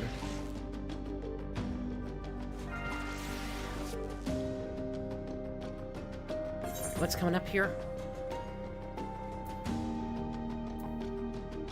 Yeah, I don't think I can make it, and then get to that in time.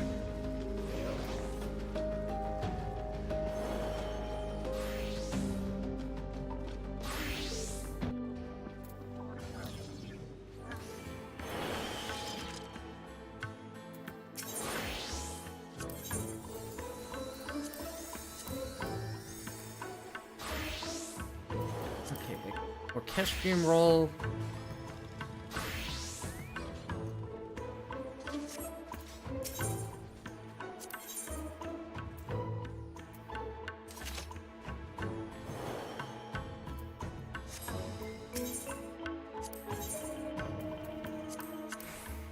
Oh, there's the writing map. Okay, that's why I didn't see it before.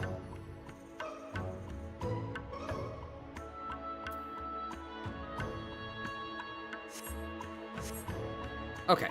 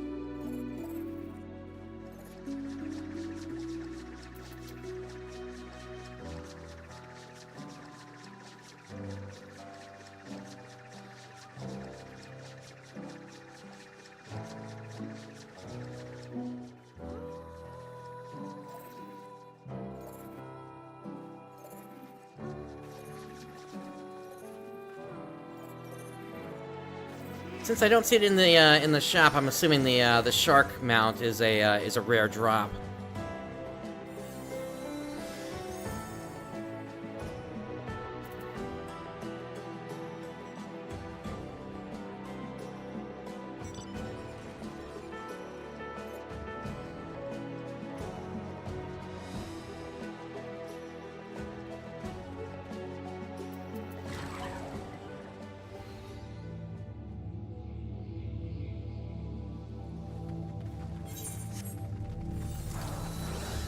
Stone statues.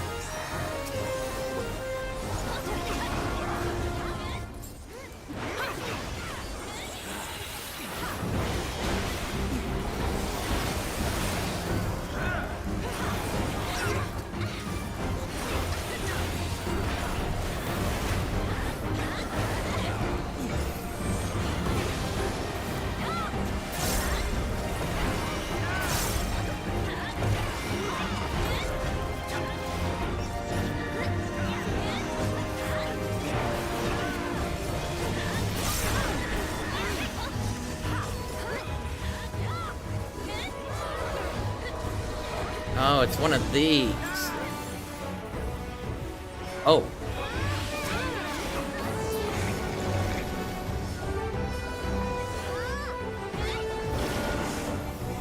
Now another pushback.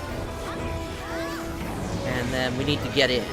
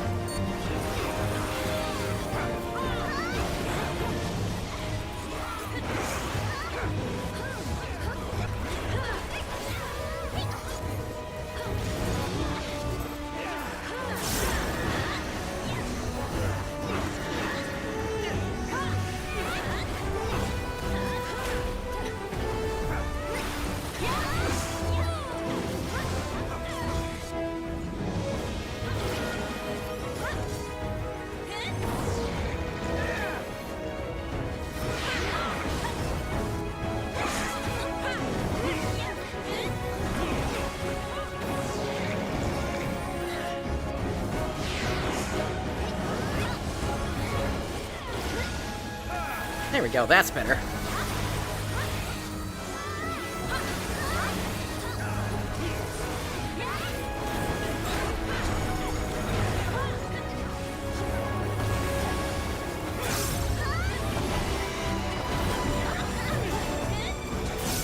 It's still a little confusing trying to keep track of it, though.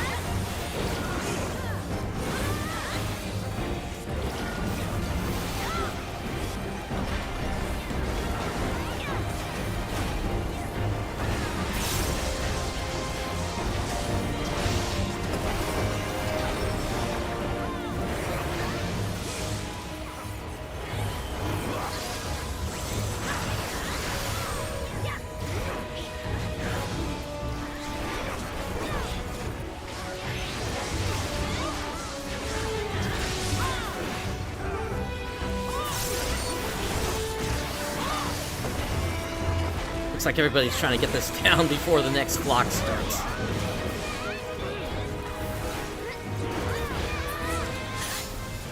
There we go. Hey, another of the Demi-Atma. Okay.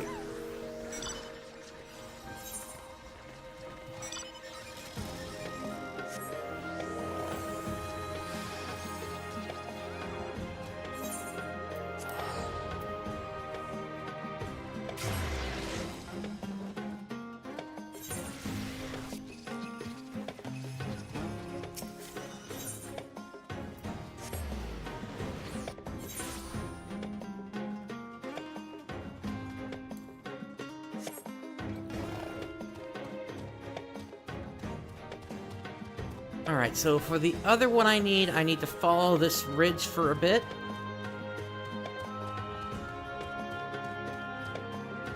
Then...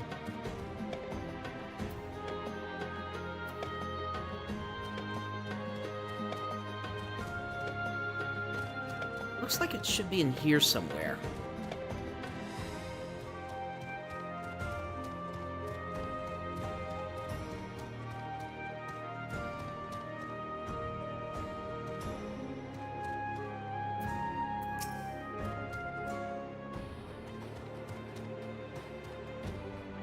There it is.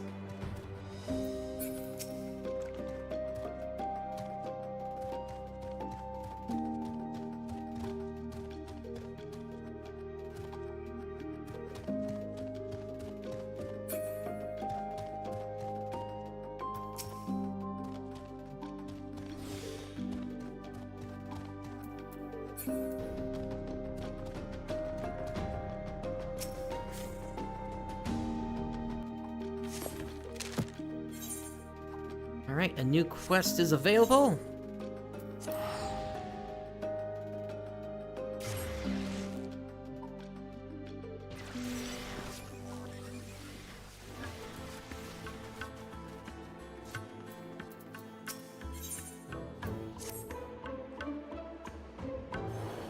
There's no mistaking that sparkle in your eyes.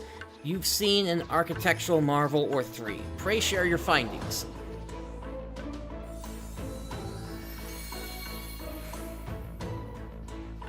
Intriguing. The coastal structures you describe are without doubt Nemean in origin. I'd recognize the rounded architecture of my birthplace anywhere. Colossal pyramid overrun by void scent sounds like a creation of Maki engineering. You might recall that the ancient city of Mach was the birthplace of black magic. As for the carnivorous chambers hewn out of the rock itself, your description is consistent with Skalic design. Nim, Mach, and Skala were all city-states that flourished during the 5th Astral Era. How's this for a work in theory? Once they discovered the Isle and its abundant ether, the city-states started vying for control, erecting monuments and such to stake their claim. I was snoozing here long before anyone else arrived. My claim is the strongest of the lot. Joking aside, I think it was Iris's master and their familiars who built these monuments, much like the first structure you explored. With that in mind, I'd have you return to the ruins and bring me back a chunk of aether-imbued stone from each.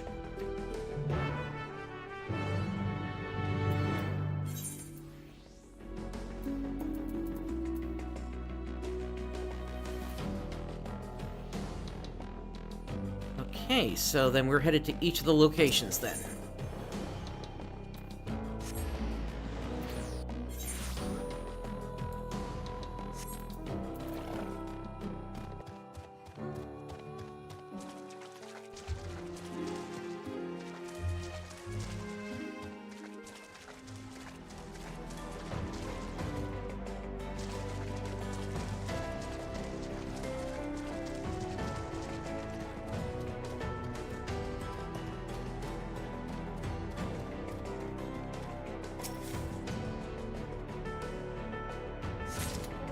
Here's the first.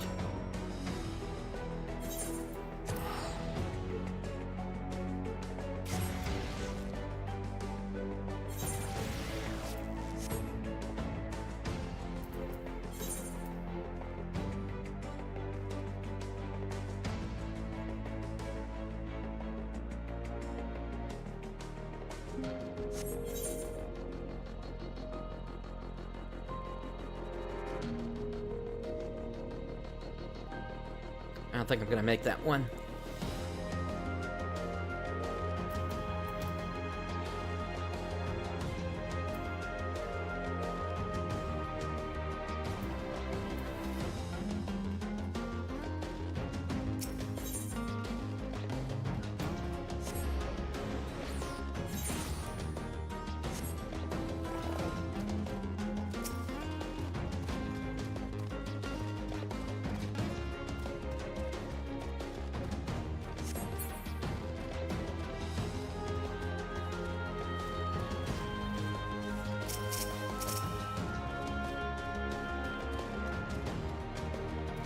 I'll take the treasure coffer.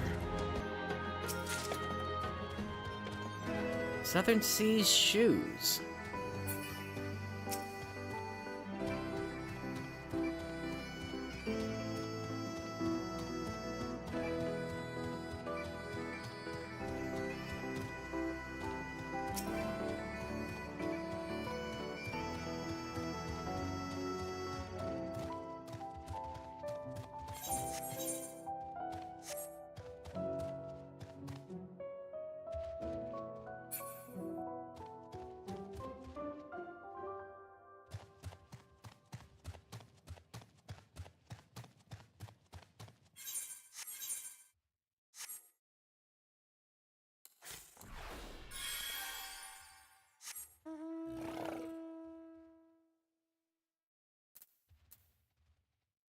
Oh, that heal wasn't that strong.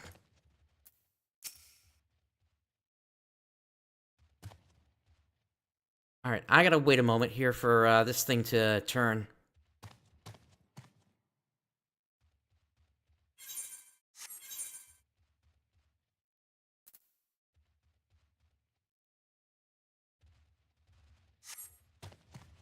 There we go.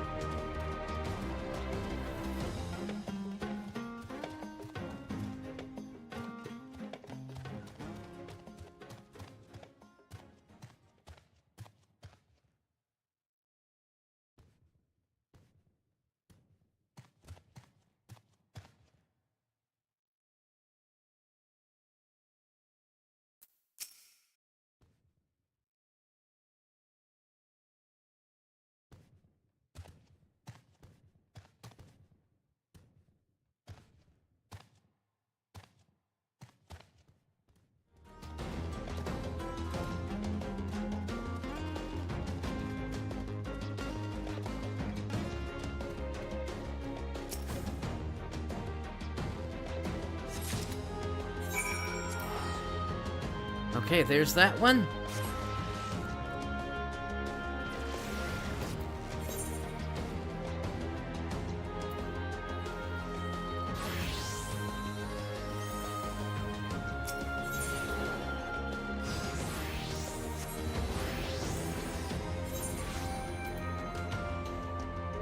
Come to think of it, I'm probably making this harder on myself than it has to be.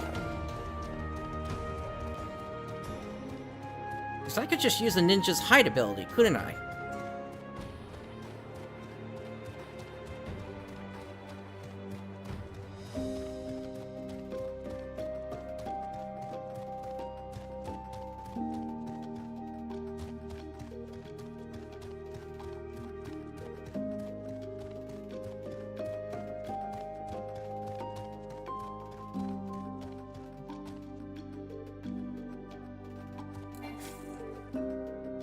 Let's give it a try.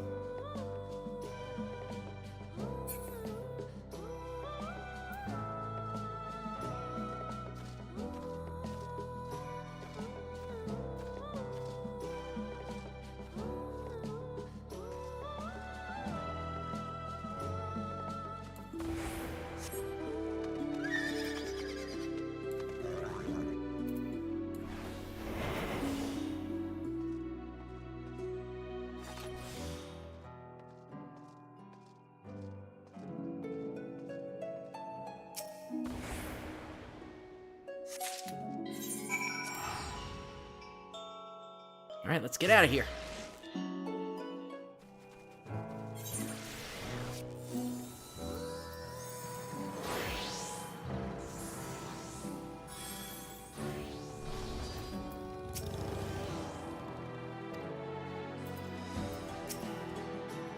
Alright, I should know why this island is home to such an array of architectural styles. Alas, that accursed seal means I am reliant on you to explore further and help unchain my imprisoned know-how. Alright, so we got a hunk of magic stone uncovered in the Wanderer's Haven, the crystallized caverns, and the shadowed city. It exudes a faint trace of ether.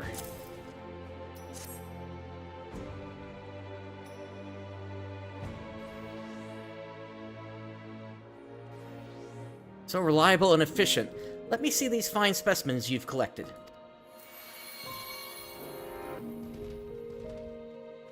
Oh, I can feel the seal weaken and crumble. As I posited, each and every ruin you've explored was built at the behest of a single individual. There is also a fitting explanation for the diverse cultural styles on display, but I wish to hear your thoughts first. What were your impressions of the Isle as you roamed about the wilds?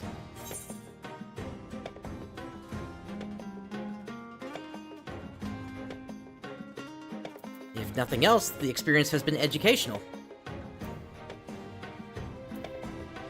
Methinks that might be the crux of it all. By replicating the architecture of the 5th Astral Era, whoever built all this might have been trying to curate an educational experience of sorts. Though the question remains, why go to the trouble on a tiny isle miles away from the nearest port? You'd get more visitors on the mainland. That's precisely the point. Our mystery architect didn't want visitors, and the reason is,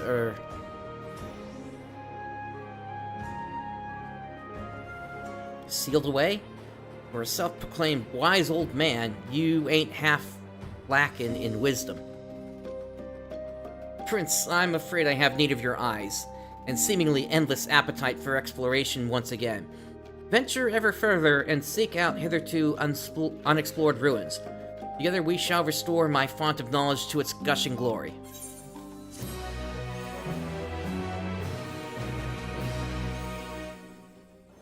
Alright, in order to undertake the subsequent quest, you must unlock relevant entries in the occult record.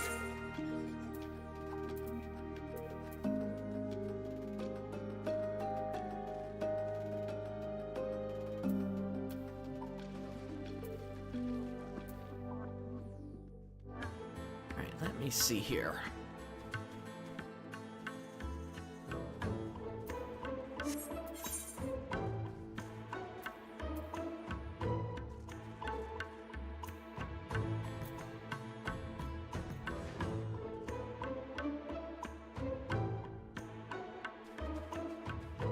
The next point I need to find is about here. I'm gonna focus on the quest for a bit here.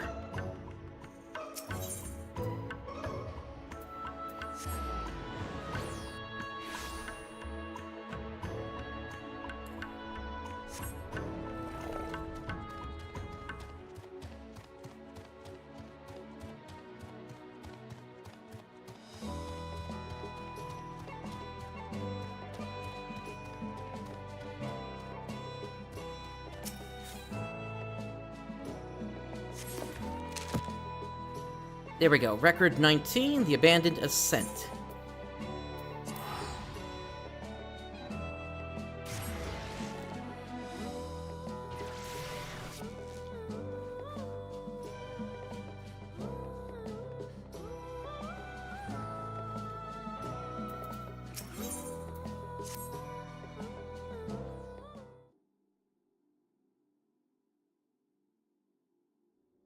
More explored ruins? Share with me all that you saw.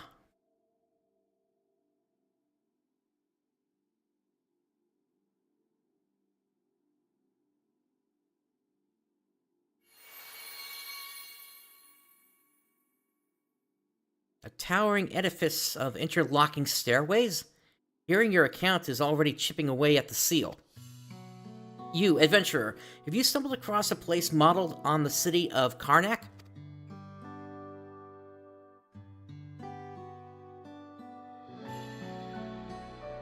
Brave warriors of Karnak outfitted themselves with magnificent turbans and an arsenal of arcane weapons. Their martial prowess once held together a mighty state.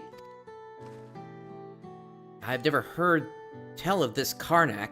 Was it another civilization that flourished in the 5th Astral Era? Indeed, though they rivaled the 12 city-states in terms of prestige and power, neither they nor their history survived the ages. A truly lamentable end. Another fallen civilization, just like the others.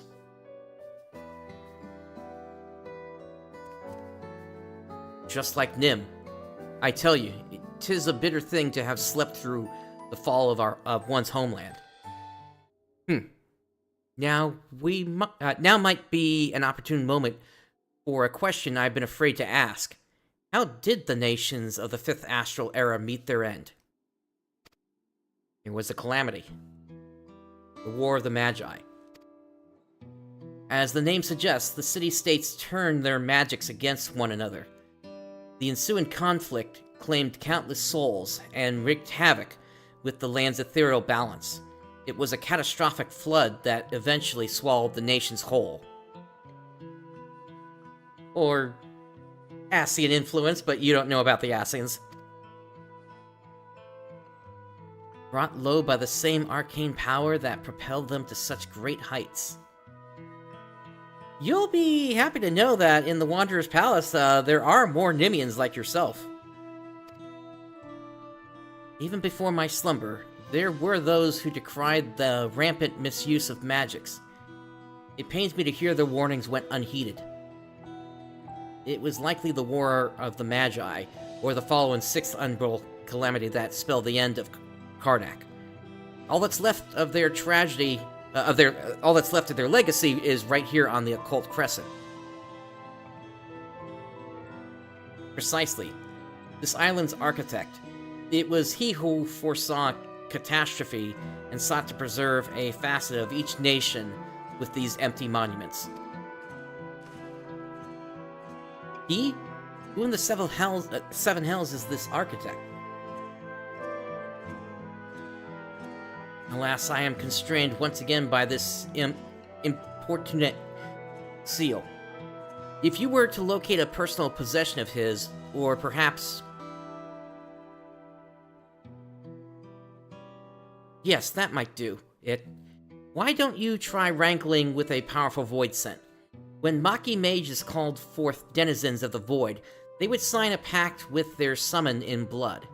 If it was our architect that raised the Isle's void scent, he too may have followed the practice. A dangerous gambit, to be sure. I believe obtaining such a contract will be our best shot at identifying him. Should you find and dispatch a void scent, keep your eyes peeled.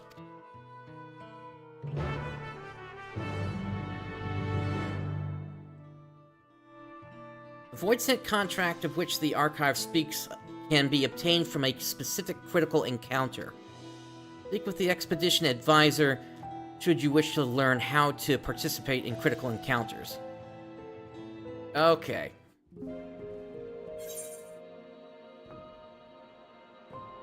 Well, that one is underway right now.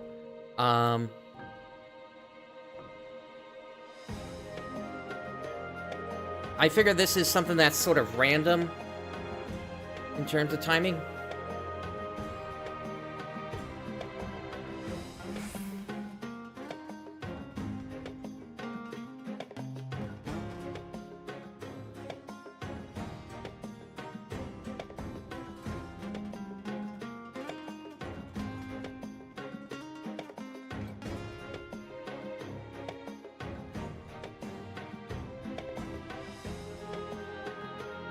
Gotcha.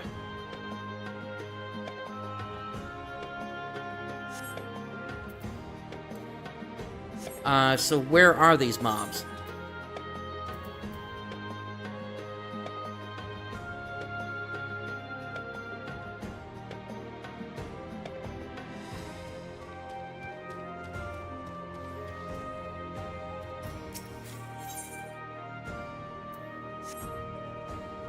southwest portion of... Gotcha. Okay. Alright. Good to know. Alright, then in that case, given that there is so much that I need to do in terms of leveling, then, I think this is probably going to be a good place for me to call it, until I'm able to actually get this critical encounter, completed, and then see where the story goes after that.